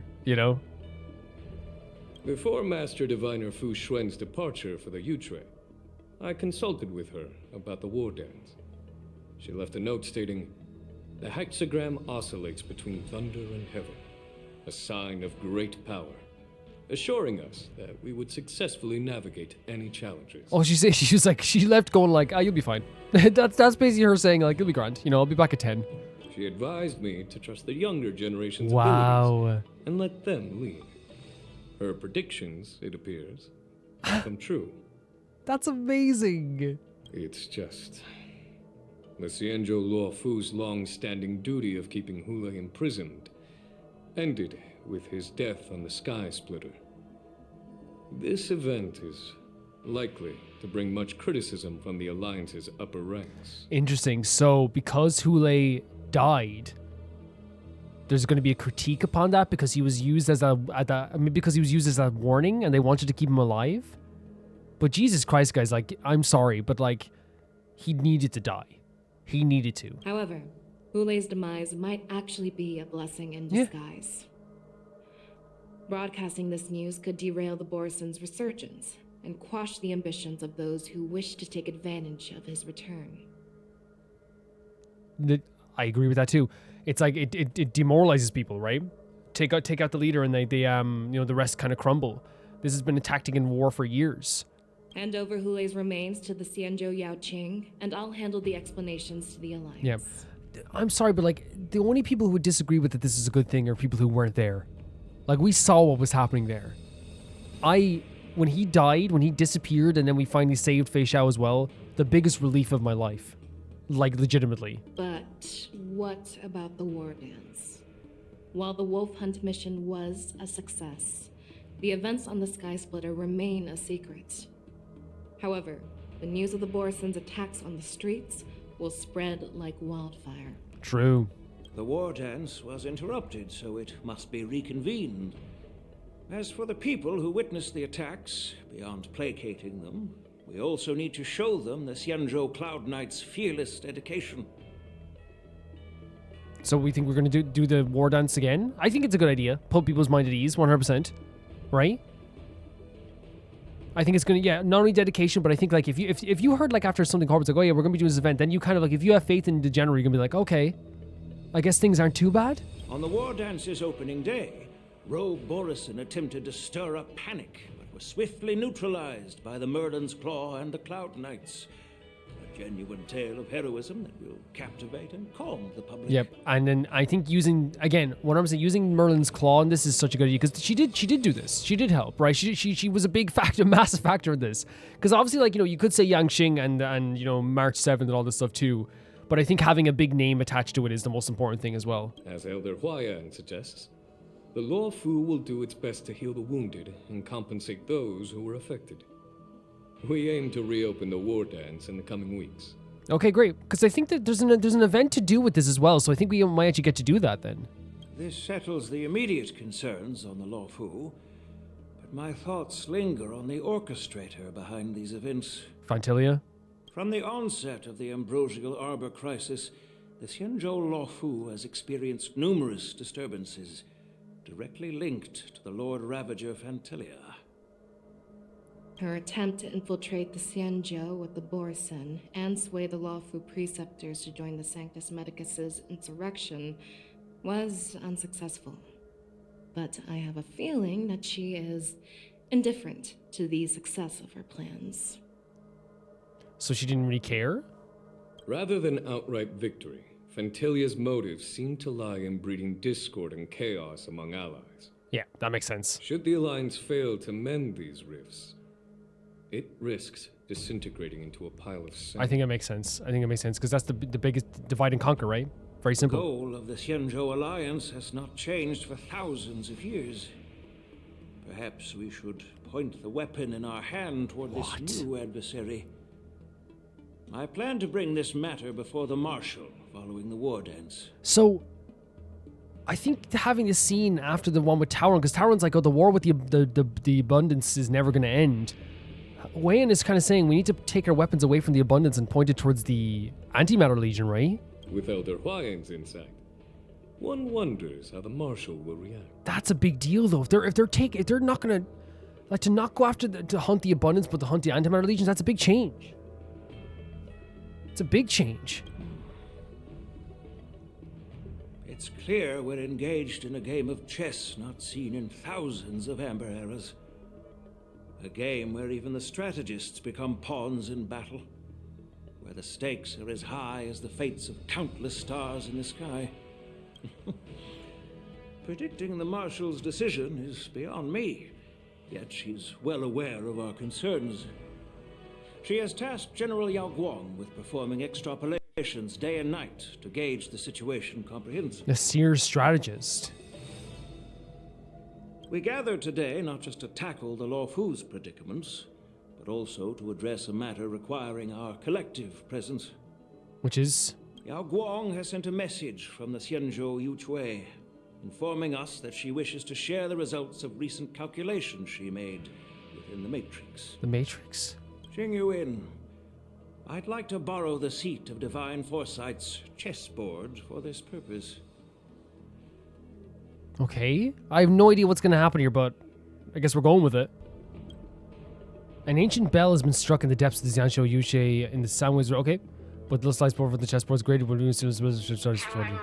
Oh, artwork. It's been a long time. The seer strategist? Since we last convened.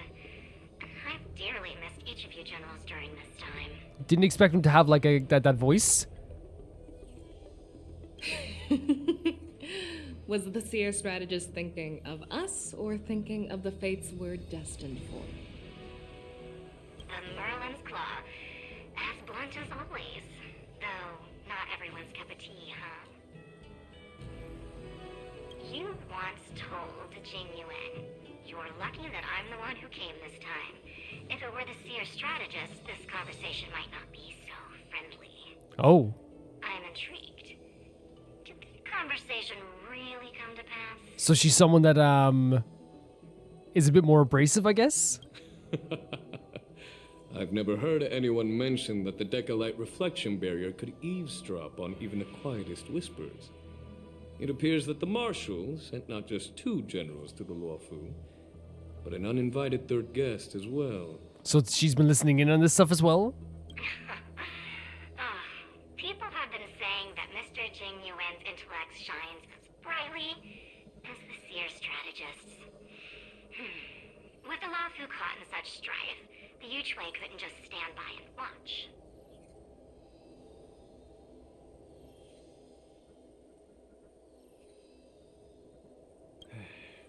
Seer strategist, our time with the Yellow Bell is limited. Let's get straight to the point. Alright.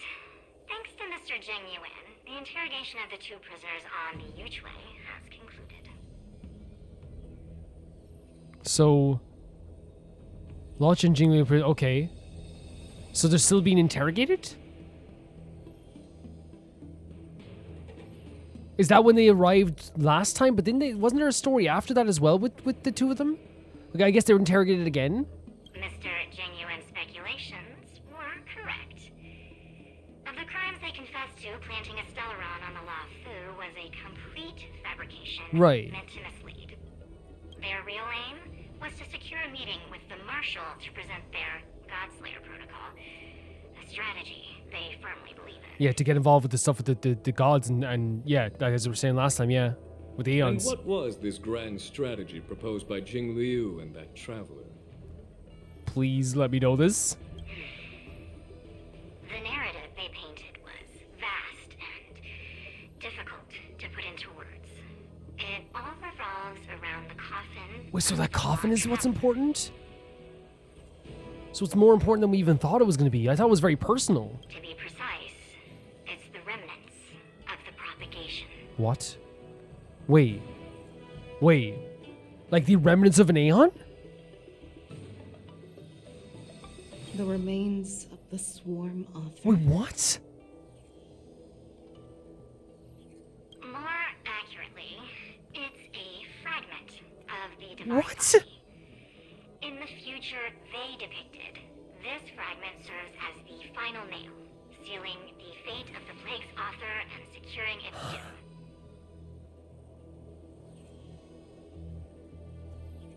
They have a fragment of the propagation in that coffin. That's what I've been using in battle this whole time? I've been using Lotcha and he's had a fragment of the propagation in his freaking coffin? Before reaching that point, battling the gods necessitates a larger alliance. Hence, they sought out an ally for the Xianzhou. Right, and it's kind of the way Elio was seeking an ally too. So that's what's in the... and they say it's going to be a final death nail for the Plague's author? What the hell? I assume you've all heard of the famed Genius Society member number 81, Ron May? Oh, I have. The Eye of the Yuchui has just seen this uninvited guest arrive on the Xianzhou Luff. Well, is it to do with maybe obviously she's here probably for this stuff too, but like also wasn't like part of her experimentation to do with like the stuff with the borisin as well? 3, 2, 1. What? Right on time.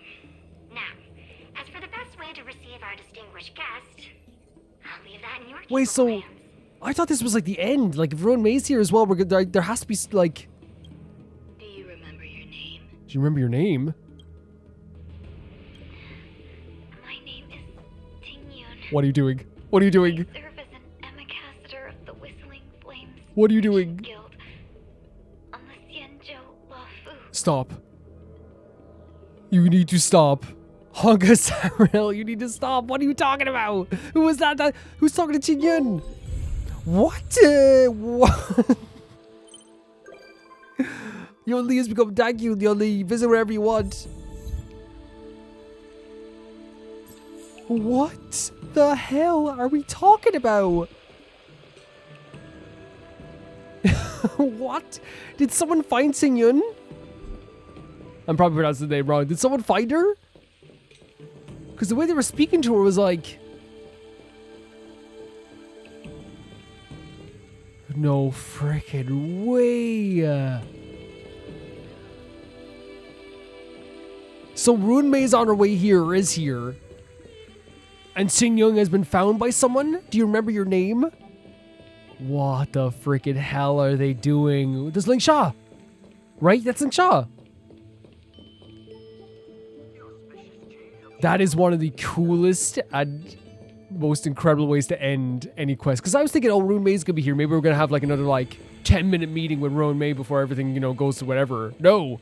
It ends there. Which means, I believe in the travelogue, that's where the events are. Is there one here to do with that here? Let's see, I don't want to go too far into stuff so I don't actually see, so I don't want to like get a, or is it this one here? It's this one over here, isn't it? Wait, how do we get to the event? See, I don't want to look at them too deeply just in case. Currency wars. Maybe it's not here?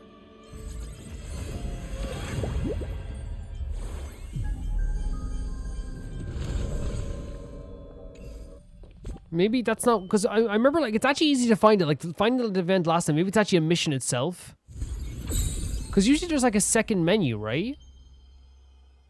Yeah, maybe I'll just have to, I'll see what it is. Because guys, it actually was the easiest thing in the world to get to the menu. Like to get to the past events. If there's I think there was an event to do with the wardance. Maybe I'm wrong. Maybe like it's actually, that was the thing I did there and it's coupled with that, but we'll see.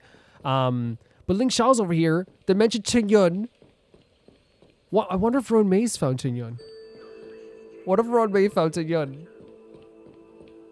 Oh my freaking god. What is happening? Ling Sha? Don't be mad. Don't be mad. What do you mean? There's no need to lose your temper over little things. Stella, I'm so happy to see you. Are you here for the alchemy mission today for me? What can I do for you? I wanted to chat with you? Certainly, I don't have to consider speculate unnecessarily or talk when I'm talking with you. I was relaxing like a head massage. Oh, thank you. How's work been going? Oh, so this is kind of like stuff that you can do at any point, I guess? Is that correct? Okay. So I thought it was going to be... we can answer these questions anyway. How's work been going lately? I don't know if I'd say that. Though the alchemy mission is small, there are complicated relations running between various different forces. It's like a miniature feudal state. It can be quite challenging to deal with. I can never do her inflection, so I'm not even going to try that, guys.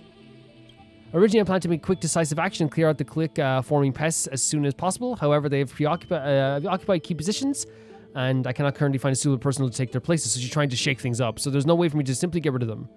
I love these kind of power struggles. I don't like these. No, I honestly want her to, you know, eliminate whoever she wants. If I may say so, I can't imagine you enjoyed this kind of tepid stalemate. I imagine you're more excited about the rise against the tyrant and the fall of the mighty and dramatic conflict. In a way, maybe. Is that correct? If it is, I am the same. But when it comes to wielding power, these Alchemy Commission knaves have no sway when it comes to the public eye. Though I may not be directly able to directly move them, weakening their influence is a piece of cake. Though they appear united in solidarity, they all have their own motives and desires. All I need is to rouse the mistrust between them, and it can reduce them to nothing but breaking their group in myriads of tiny units. When the time comes, they simply won't be strong enough to make any waves. Okay, so she's trying to, like, you know, eliminate them basically from the inside as well. Okay. Of course, this is just stalling to gain time. Once I've managed to make suitable candidates to replace them, it'll be time for reckoning. Hehe. A little as well at the end. Honestly, I'm all for it. Do you have any self-care recommendations? Ensure a stable balance of work and rest, and make sure to eat properly and train regularly. This is really all the advice I can offer you. In other words, if you're in good health, this is the most logical suggestion. Though it pains me to say it, though I'm more proficient in medicine, I still have a way to catch up with the elite healers. I still have a way to go to catch up with the elite healers. Okay. Are you being modest, Master Ling Sha? Modesty will not decrease my workload. Fear not. I'm not putting myself down. With the miracle healers on the Xianqiu Luofu. Life of the great dragon lady. My healing skills will... I can't do the inflection she does. It's so amazing. By comparison, fall into the realm of things and the average person could come to comprehend. However, it's precisely for this reason that the queues of the Dragon Lady's clinic are ridiculous. Healers differ greatly in terms of ability, experience, and natural talent in the area of expertise. Each healer has their own specialties, so it's necessary for someone to coordinate and organize healers based on their strengths and areas of practice. That's why the Alliance made me the Luofu's Cauldron Master. Some have a duty to treat the illnesses of the people, and some have a duty to cure the illnesses with the Alchemy Commission. So do you see? The area of my healing expertise is slightly different. Okay. And Master Ling Sha, you smell lovely. You mean the smell of incense? I've always had a smell of that far surpasses others. In addition to my experience of using, smelling, and learning about fragrances during my time with Zhumin's Ardens Regia, I would say I know my stuff. Do you need some suggestions? How do you tell if it's good incense or bad incense? When it comes to incense, the first thing to do is open the box, take a whiff. If the smell comes rushing forth, it's probably had added fragrance and is a cheap product. High quality wooden incenses are subtle with a natural and elegant aroma. Okay, very cool to know. Another way to tell is to touch it. If there are too many wooden fibers, it can end up feeling rough. If it's too hard, that means that's too much adhesive was added. The most direct method to test would be to roast it, but not allowed to burn. Take a good look and smell it when it's not properly lit, and you can get a clearer judgment of the scent's quality without smoke interfering. Okay. What do you think? Some pretty good suggestions, right? Always. What a great conversation. I wonder if there's other people we can talk to. Right? Because if Ling Sha's around here now, then I'd imagine other characters around here as well. But there's not going to be around in enemy spaces here. So should we maybe do a bit of a travel before we do anything? We'll just travel through ever. So this star skiff, it might be hard to... Wait, there's still a companion mission here? Who's that companion mission?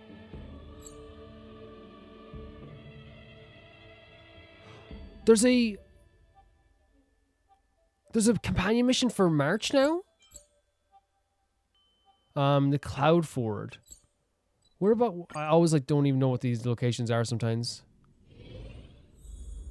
Oh, this is where we started, yeah. I don't think there'll be anyone around here, right? Maybe there could be someone waiting and hanging around here. No, I don't think so. So, I'm guessing the more densely populated areas will have someone, right?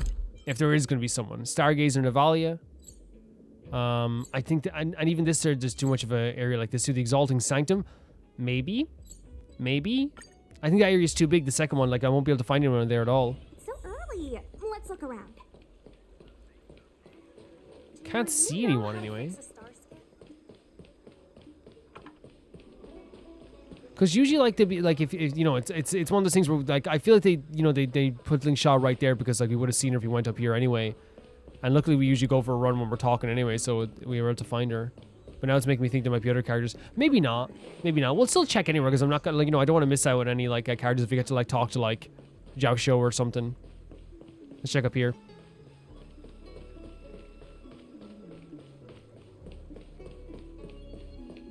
Doesn't seem to be anyone here. I know Xingshui is up here. Xingshui? What am I saying, Xingshui?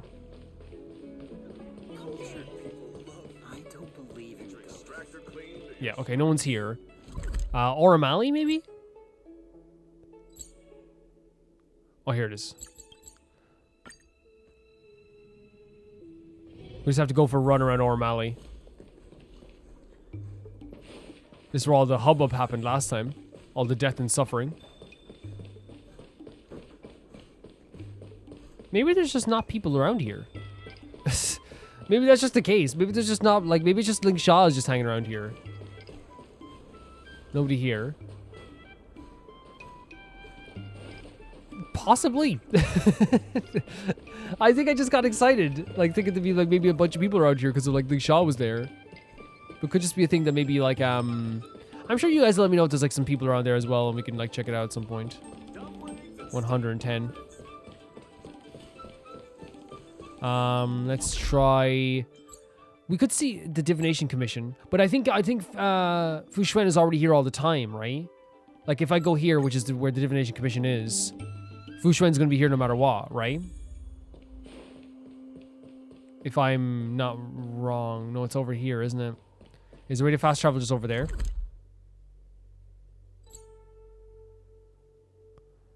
Is that it? I think this is the way to... Yeah, this is the... Is it? No, how do we get to that area there? Is it just go to there? Where am I going? Where do I think I'm going here? I think this area of Fushan is going to be here no matter what, right? Fushan is going to be here no matter what. So maybe they're not going to... But they did put Ling Sha in the same area as the... Yeah, look, I know where to go. Let's go back here. Where we want to go is over there. And head up that stairway. This video might be a little bit longer because I'm doing this, but I don't really mind. It's this stage, like, it was... I'm actually, like, in such, like, an exhilarated mood. And today, I actually have a bit more time. You know? I actually have a bit more time today.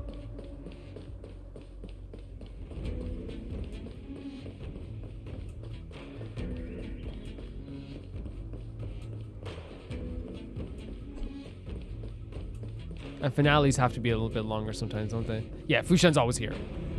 Yeah, that's different. That's totally different. The Artisan Commission? I don't think anyone's going to be here either because that's an enemy place. I don't know why anyone would go to the Fixed Control Garden because, again, there's, like, a bunch of, like, we could go here and check, but, like, usually it's, like, a place just for, like, enemies, right? Yeah, I don't think we're going to find anyone here.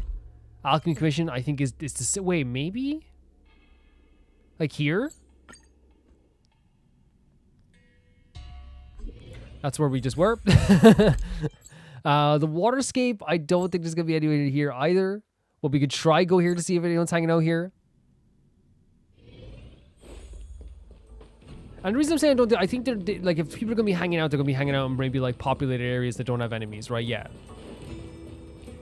So freaking cool, isn't it? Still so cool. The Shackling Prison, don't think so. Skysplitter. What's this? Oh, an Echo Ward, the boss. Very cool. So we can now go in the Skysplitter. So that's all the locations. Where we didn't go to the main area though. Where is that? Yeah. Oh, we didn't even. Did we just not go here? Why did we not go here? Yeah. Why did I not go here? Is it because I saw the mission? Oh, it's probably because I saw the mission. Early. Let's look around. No one hanging around here. Wheeltide Springs. I think I just got my hopes up with Ling Sha. I think that's what happened. I think I got my hopes up with Ling Sha. But I'll take a look around anyway. Yeah, I think I just got my hopes up. Which is fine. Like, not a big deal. I thought there'd be more people hanging around, but I guess not. I really wanted to, like, talk to, like, and here's the thing, I wouldn't mind seeing anybody, but I really wanted to talk to Jiaoqiu. I really did after everything that happened. And Yanqing. Jiaoqiu and Yanqing were, like, the two people I really wanted to talk to. Oh, there's a mission. Oh, that's March's mission. So I wonder what that... So there's a companion mission to a March now. Is it in the menu now? Maybe it's not in the menu until you activate it. That's very interesting. I didn't expect that to be a thing. Okay, so I think we're pretty much done here then. I'm very happy with the way things have gone and what an amazing mission this is. I think we'll go back to the Astro Express and we'll talk about this then. Yep, that's fine. I think what happens, I saw Ling Sha and I was like, okay, then get off my ship. Get off my ship. Get off my ship. Hello, sir. Get off my ship. I just want to get off my ship. But I just want to get off my ship. Gas for ship. Ship. Ship. Get off it. Himiko's like, Stella, we have to welcome all visitors. Himiko, stay on the ship. Okay, so let's head up to as usual. I like going up here and we'll have a little chat about everything that happened here. This was a great event. Not a great event, a great continuous mission. Really good stuff.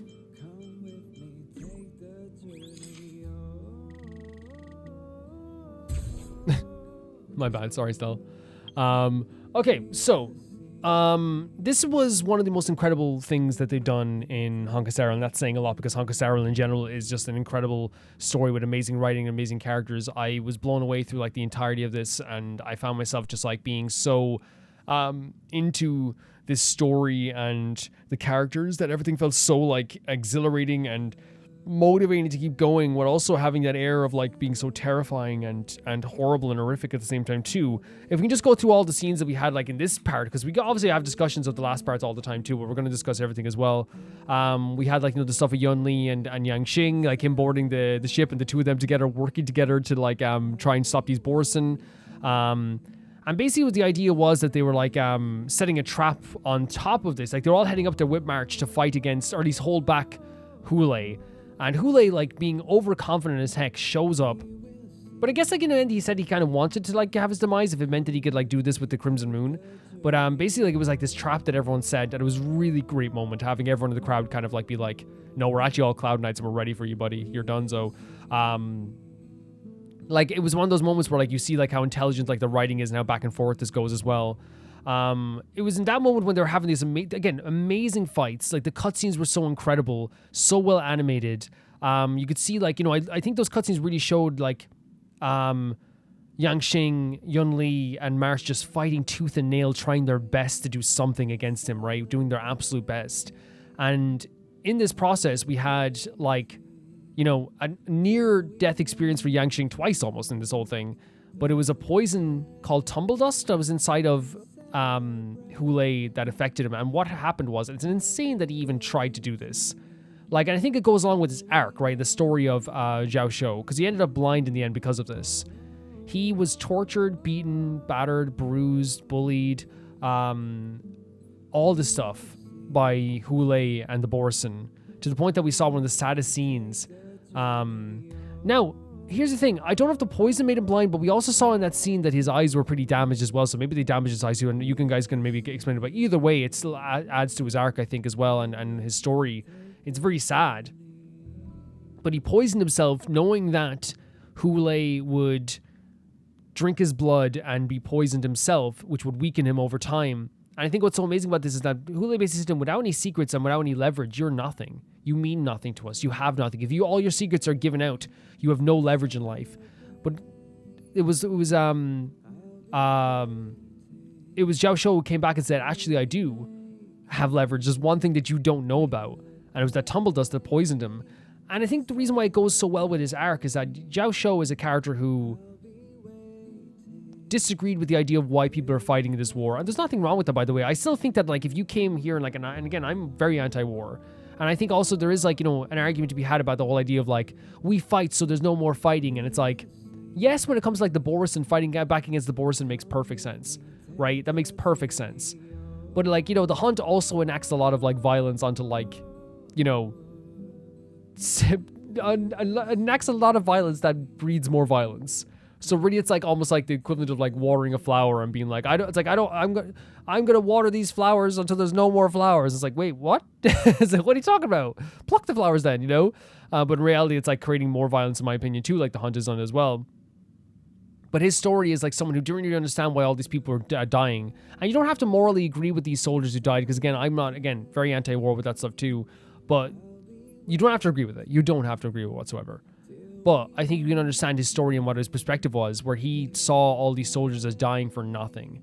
He was like, I've given you new life. You fought for your life, only to throw it away again. And the analogy he used before was like the fish, you know, jumping out of the boiling pot only to go right back in. And at first he had this feeling of like, I don't believe in this idea of anyone doing this, and it's actually a horrible thing that people would do this to themselves. But he kind of realized in the end, it wasn't just about like, you know, throwing away your life. It was the sacrifice you can make for other people to make sure that their life is happier in the end. And that's what he kind of like did in the end. And again, as I said, even if you don't agree with it, that's the story that he went on in this like really emotional and beautiful arc that he went on, where he drank a poison and ingested a poison and got himself, not only that, but got himself captured by the borisin. He was tortured and now lost his eyes. He did all of this so that the people, again, he didn't just do it for Feixiao. I want to make that clear. He made him smile that Feixiao was like doing better, 110%. But he also said, to Hoolay, I'm doing this because when you die, basically, things are going to get better for people. People will be happier. Life will be better. And it's true. It's 100% true. We know what's going to happen now. At least what they say might happen is that like the borisin might not try to fight back again because Hoolay has been defeated fully now. He's dead fully now. But that's his arc. That's his story. And again, it's one of those things where like I look at him and I feel so sad. I just think he can live like a great life with being blind, 100%. And like I know there's people out there who watch my videos who like probably have like some level of vision impairment as well, 100%, like in different levels. And I never want to ever say to someone like, oh, like it's like, oh, it's so sad, like that too, because I think people hear that all the time. But I think in this case, it is one of those situations where it's okay to be kind of like, this is a very sad thing. But I'm glad that he has people around him that are supporting him. And I love in the end that they say they're going to get revenge for this too. I freaking love that against Fantilia. And that's how I know these characters are smart and I can put my faith in them. Instead of saying, let's hunt down every borisin that ever lived. Instead they're saying, let's freaking get the person that caused this in the first place, Fantilia. And I love that. I love that. But yeah, that was his kind of like story then. And sorry, to put a pin in that, his arc was not understanding why people would sacrifice to going to sacrifice himself for other people, right? Not understanding it at first and to doing it. For his love for Feixiao and his love for, people who would, and again, like not only just for Feixiao, but like, for people in general. But the battle there with, continued on, an amazing, like a bunch of cutscenes, great fights, but it had one of the coolest moments ever. And we talk about arcs, talk about Yanqing's arc. The fact that like, in this moment, he's about to be defeated by Hoolay. But at the last second, his sword is broken. Hoolay is beating the living crap out of these people. In the last moment, his sword is broken and he thinks of Jiaoqiu. The move that she did against him. And with his own little spin on it, stabs him through with the ice into his chest. This moment was one of the most proud moments I've ever felt in my life. And again, like we said, I love that they showcased here that he's not perfect. He left an opening to be killed, and then Feixiao blocked the weapon. And I think that's great writing. That showcases that Yanqing still has stuff to learn, which means his arc is still ongoing with his learning process. And as we said, I think his teachers have all been like different people. I think losing to Blade was a learning moment, a teaching moment. Losing to Jingliu was definitely a teaching moment. Jin Yuan, Yun Li, all these characters have been like teaching Yanqing, and his arc has been, being so young and still being so like, still working so hard to get where he's getting today, but to also like, we have to understand that he is a character who has gone from a character who like was very frustrated with Jin Yuan because he wasn't getting any jobs, went out to try and capture Jingliu himself, learned the idea of like that one shot that can take down a person in one shot, right? Learned the value of diplomacy throughout this quest as well. Learned to coexist with someone like that he's not going to always like be a fan of, like Yun Li. Learning to learn about your weaknesses and your strengths and impart them onto other people. There's all these things throughout this entire journey. Learning to lose is a big deal as well. And we see this growth in Yanqing from where he was and where he started to where he is now. That, oh my God, he's going to be one of the best assets that this Yanqiu could ever have. He's going to be someone that like, I guarantee, I'm saying this right now. I think in terms of like, at the end of both of their lives, I genuinely think that Yanqing is going to be more famous in the end. I genuinely think he's going to be more famous because look what he's accomplishing already. I wanted to see what Jin Yuan thought about him doing that, but I think Jin Yuan's also the type not to make him like feel too, not to like, it's kind of like he's like, yeah, you're supposed to do this, but still, it was an amazing moment, an incredible time. Yanqing like being able to do this, and also then seeing Yun Li be like, that's amazing what you did. Like, you might be able to beat me, and that's why General Wyan said, I think Yanqing could beat you, because I think Wyan sees the potential in people a lot of the ways too. But yeah, I love the relationship between Yun Li and Yanqing kind of coming full circle in a way. I'm sure like if there is an event, because I heard there is an event, we might see more of it. But I do love the idea that they've gone from like bickering like crazy to being like, I'm better, I'm the best, to in the end, both of them having like a bit of concern for each other and also like fighting alongside each other. And Yun Li kind of like being like, yeah, this dude's actually awesome. Not only like And it's so crazy. This time he lost his sword, but he held onto the hilt. Right in front of Yun Li. Someone knocked, his sword was left his hand this time, but this time he held onto the hilt and made it something even bigger. And you saw Yun Li's eyes and March's eyes. It was so incredible. And I love the journey and the arc that they've been on together too. We found out there that we found out already about his heart and the Crimson Moon stuff and all this stuff as well. But faced with Feixiao, he basically, ripped his own Crimson Moon out at the last second, killing himself basically, and becoming, I guess, like some sort of spirit like within the Crimson Moon heart. And that's when, in this really, again, another fantastic cutscene, there was so much fear that I had there while all the Foxians were staring at this. You saw Mose trying to wake people up, in very dramatic, very well done. And then Yanqing, she turned to Yanqing, handed her weapon to him, and said, "You have to take this from here."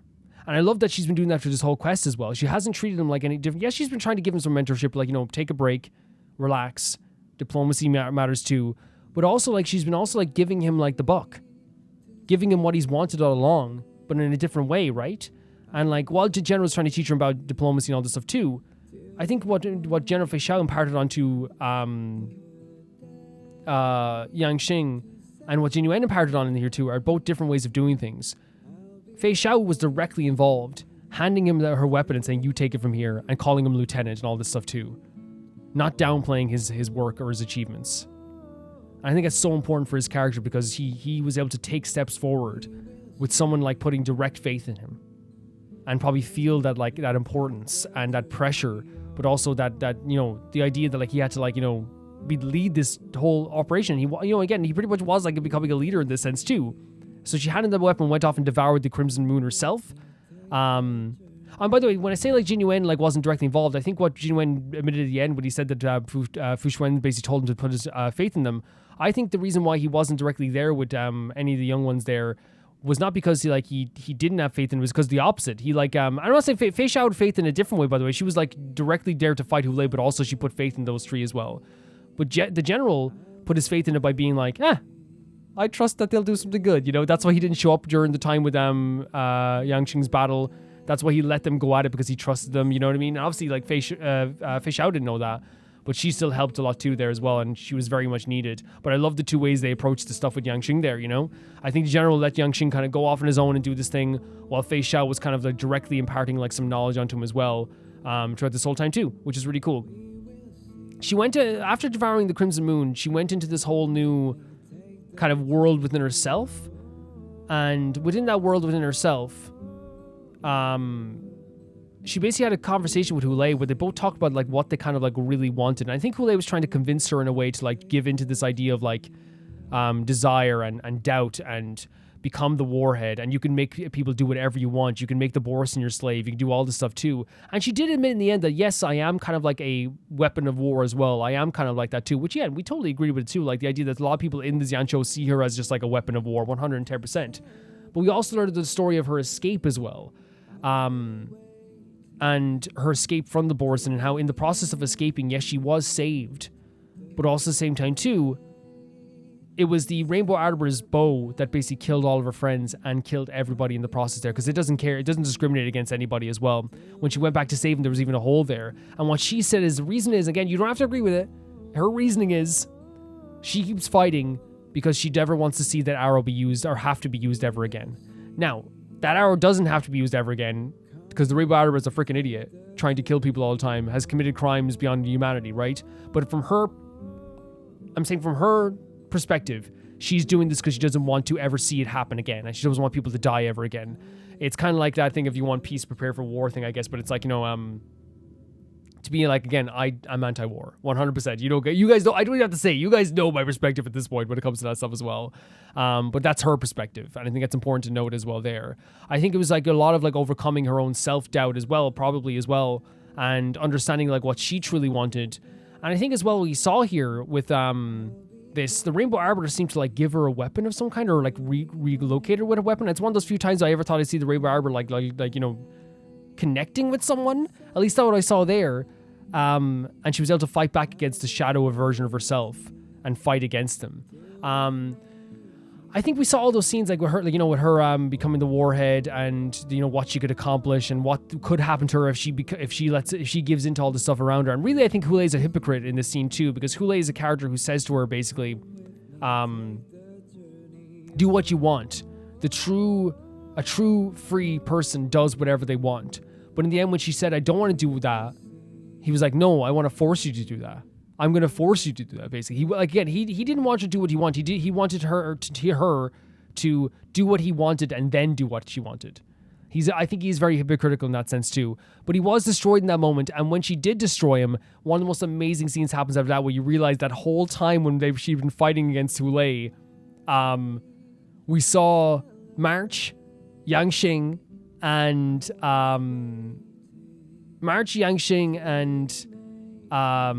Yunli basically like holding back Feixiao, and it's one of my favorite cutscenes ever. Her face drops, she smiles a little bit, she realizes that these three kids have been like, you know, and I say kids like, you know, as in like, you know, because Marx will say, well, actually I'm an adult. Well, yes, I know you are, but like in terms of like being younger than them, the other two are definitely kids, but like holding on and grabbing onto like Feixiao, like physically trying to push her back. And you could tell that moment where everyone got this look of relief. We did it. We've held her back, showing how powerful Feixiao is and all this stuff too. A beautiful moment of like relief for everybody involved, and Feixiao overcoming this fear of that rage inside of her and all this stuff as well. I think it's such a powerful moment for those characters too. And then we found out that Jiaoqiu is actually alive. Amazing stuff. Very, very relieved to hear that too. But yeah, incredible scenes there with her too. And I love that cutscene. We met with Taoran, with Dan Hong and Ling Sha. And basically he said that the way that he was going to bring back he admitted to everything, by the way, he was involved in everything, but he said he was going to bring back, you know, the Vidyahara to prominence through dragon transmutation. He was going to make an army of dragons basically so that they could be used to help out he was causing chaos so he could be the hero and the Vidyahara could be the hero.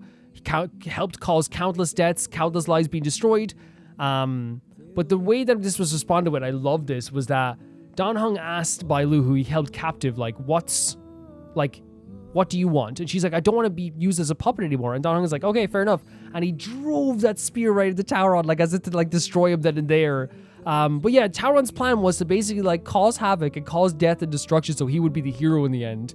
And he tried to like, you know, manipulate Ling Sha and Dan Hong, but I think it's just the two wrong Vidyahara to ever like manipulate. Like you're talking to like, you know, I think in my opinion, for the little I know of her, Ling Sha is one of the most intelligent and bright. And like I think her brain is just vibrant. You know, I think she thinks of things in 4D. The way she talks sometimes and stuff like this too. But and you know, Dan Hong, who is like seen his fair share of charlatans at this point as well. And the spear that was thrown into him at that moment, I adored this moment just because it was 100% deserved and needed, and it wasn't someone holding back. And they saved Bai Lu in this moment. But obviously they realized that this isn't the end and this stuff too. But the general showed up and kind of made it clear to like Taoran that you're basically going to be in deep trouble here. Because even Taoran like was like, oh yeah, like you're going to have some trouble. Because he thought he was probably going to be impeached. He thought the general was going to be impeached after what happened on the skysplitter. Realizing that moment, his face dropped because the general basically said to him, dude, we knew what was happening and we stopped it. It's all stopped. Hoolay's gone. And all this stuff. And I love seeing like someone who's so smug drop their face, you know, like the whole like, you know, like almost instantly. It was like a perfect moment. But it was a perfect moment for Dan Hong and Ling Sha as well. They didn't pull any punches. They called out for what it was. And with Dan Hong as well, you know, I love that he called upon his like little sister basically to be like, hey, yo, do you want me to beat this guy up? It really, you know what, it really feels like the movie where like, you know, the brother's like, hey, do you want me to do something about this? You don't have to. Okay, I'm going to do something about this. You know, I'm going to do something about this right now. And I love that he did, because again, he's a trailblazer. He makes his own decisions, and I love that he didn't get manipulated. He said like full on that a trailblazer doesn't have to adhere to these oaths, and he freaking knocked the hell out of him as well.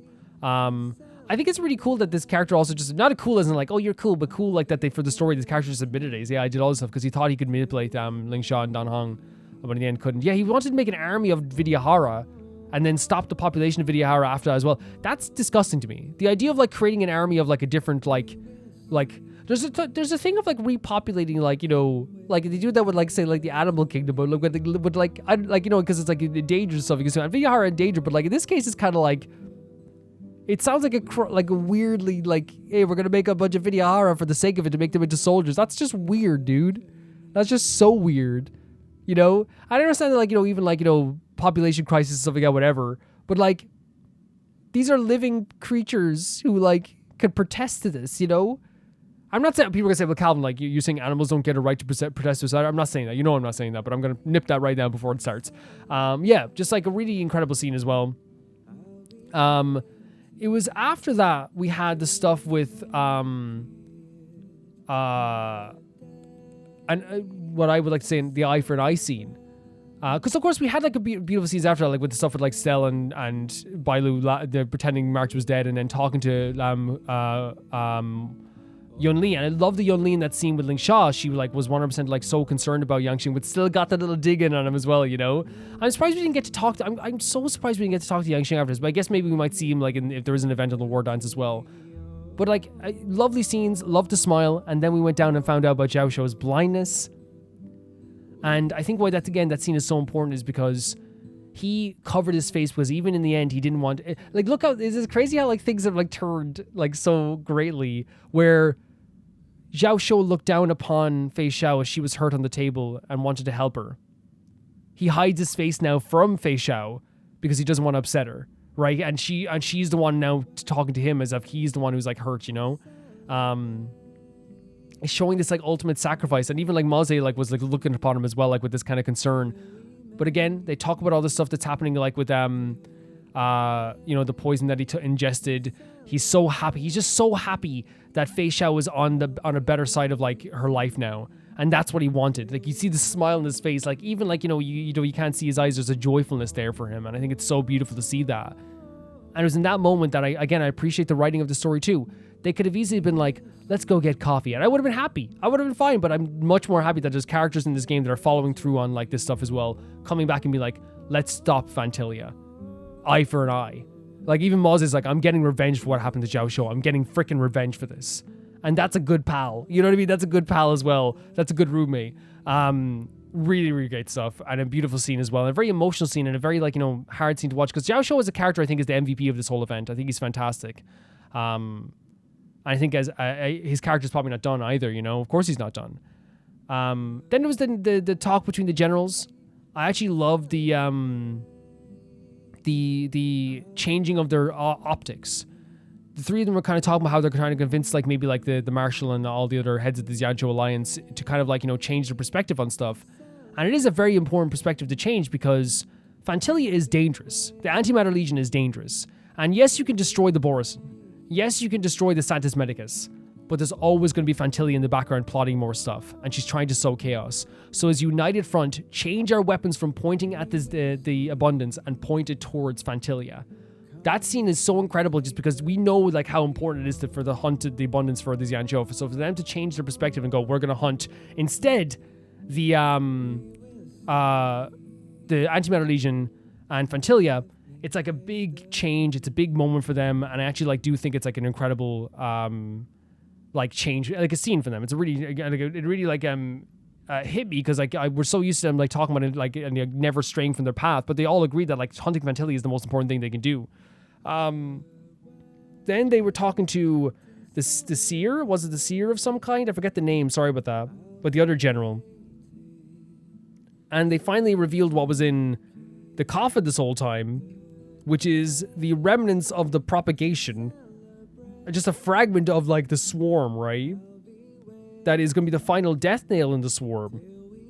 And what both Locha and Jingliu wanted, we kind of knew this part of this before, I think, which it was alliances in the Battle of the Gods eventually, right? Whenever there's going to be that fight with, you know, as you know, Elio wants to fight with Nanook as well, but he wants to have a you know, an alliance as well, and he wants Stell to have an alliance too, because he thinks Stell's going to be the one that like plays a big part in this. But basically, that's what's in his coffin this whole time. So all this time, I guess, when I was fighting against enemies, I had a fragment of the propagation in my body. Like, I'm like, not just such a great healer. Oh yeah, that's why. You know, that's why he's so powerful. But I think that's what they were getting at there as well. But again, it's about like the idea of taking down Phantilia. Phantilia is still a massive enemy in the background. They're doing such a good job building her up. But the ending scene that was the most insane thing, which is hearing Xingyun's voice again and someone waking them up and knowing that Run Mei is coming here, but which is already insane because she's a character like we know that does these weird experiments, these like different organic matter experiments, which already is like setting up the idea that Run Mei is here. If they ended it there, I would have been like, oh, okay, this is like a really good like cliffhanger, right, for what could happen next. Run Mei, this character we know is terrifying but amazing, is coming to the Xianzhou, but instead they had someone waking up Xingyun and asking what her name was. So someone found Xingyun. I wonder where, and I wonder how she was woken up. I wonder what's happening with that. Like, is she still possessed? I don't think so. Like, I'm thinking that if they're finding Xingyun, we might get like Xingyun as like a normal character. Insane ending to that as well. Insane. But yeah, overall, guys, I think that this was one of my favorite things about Honkai Star Rail ever. I would say that if there's like, I think that this as a, and here's the thing, it was like just like 2 quests, but to me it was like an arc. To me it was like a full on like, you know, Balabog, Xianzhou, like, you know, all that together. It really felt like it was a full arc. And I don't think we're even done with it, right? But to me, it was all like really incredible. Like, I had such an amazing time with this. Introduced to so many new characters like Ling Sha, this really intelligent but amazing with like a great voice actor, and such an interesting character with so much like, you know, snarkiness and loveliness in there as well. Who had like their own baggage as well, bringing forth like this hatred towards the general that she kind of like had to dissipate over time. We had the other new character of the generals, like Feixiao, who's such an impressive, imposing character, but finding out also like that she was like somewhat a borisin bloodline, who suffered greatly as a slave, you know, and even now has so much talent and so much power, and she uses that to defend the people of the Yaoqing and now the people of the Luofu too, and imparting that knowledge of the Yanqing as well. Yun Li is very stubborn but adorable character. Then in the end you see like has so much like, you know, potential just like Yanqing to be like such a fantastic warrior, and like, you know, is so powerful as at the same time too, also imparting her knowledge onto March, which is a very sweet thing also. Maze, who still we don't know as well enough, but I think you can tell he has a heart even though he's like very much in the shadows, but we don't know enough about him as much as we do the other characters so far. I'm probably going to level him up as well at some point. Jiaoqiu is one of my favorite characters in this game in terms of story. When I think of the stories of how good all the stories are in this game, like you can't help but think of Aventurine. You can't help but think of, you know, Robin and Sunday. You can't help but think of Don Hong's story in the Xianzhou, all these stories. And I would put, no problem, I would put the story of Jiaoqiu, even so far, up beside them. I think it's so incredible what they did with it. And it probably only encompassed like 3 hours, right? Or maybe 2 hours, or maybe even a half an hour of like full story, but it was incredible to me. What other characters were introduced as well? And I guess like General Huion as well. I love that they're introducing more generals. It's really cool with that too. I'm trying to think if I don't want to forget any character here. I do not want to forget any character. Oh, Hoolay is a villain. Hoolay is a villain. I love having an irredeemable piece of crap. It's like a villain. I love having a character that like isn't meant to be like understood as much as other characters. It's just a freaking beastly, terrifying creature that you're supposed to hate. So good with that. So with that. He was so imposing, so terrifying. The way they presented him as a character was unbelievably well done, and just, yeah, as I said, absolutely like jaw-droppingly scary, really. I think that, like, you know, it's a talent to have a character that like makes me shake, you know what I mean? And then in the end is so satisfying to take down. I think that's what happened here 100%. They did a great job with the borisin lore, the great job with all the Foxian lore and all the stuff like that goes into the past and their history. They did a great job of like using the symbolism of the Rainbow Arbiter's arrow as like as a shooting star that you wish upon that eventually ended up killing people. Again, that arrow itself is a crime of war. But yeah, all this was incredible, guys. Oh my god, I've been talking for a while. Oh wow. I don't care. Guys, thank you so much for watching this. Thank you guys for supporting me. I don't know what we're doing next time. I did say that I wanted to do a top 10 character list. I don't know if maybe this is the best time to do it. Maybe. I think we could. Because it's one of those situations where I wanted to do it before we got to the next part of the story, this part of the story, but I didn't get to do it. So maybe before we do like an event or whatever, we could do that as well. I know people like, there is some people that are like, I'm excited for, you know, to get to the next world. For me, like, it's one of those things where like, yeah, you will have to wait because I am having too much of a good time just going through as much as I want to. So we're going to be doing that. Thank you so much to my patrons at the highest tier, my YouTube members at the highest tier that will get a thank you in every single video. Thank you to Ty42, Jamie Bull, Jared Banana, The Ghost of Nizuma, Felicious Felix, Yule, Radish and Usta, Lynx Markey, Assassin, True Peanut Butter, Peter Shelson, Leon, High Casparian, JRB, and them at the highest tier of my YouTube, Royal Gamer 7, Blasco, and Lucinagi. Guys, see you so soon. Bye bye.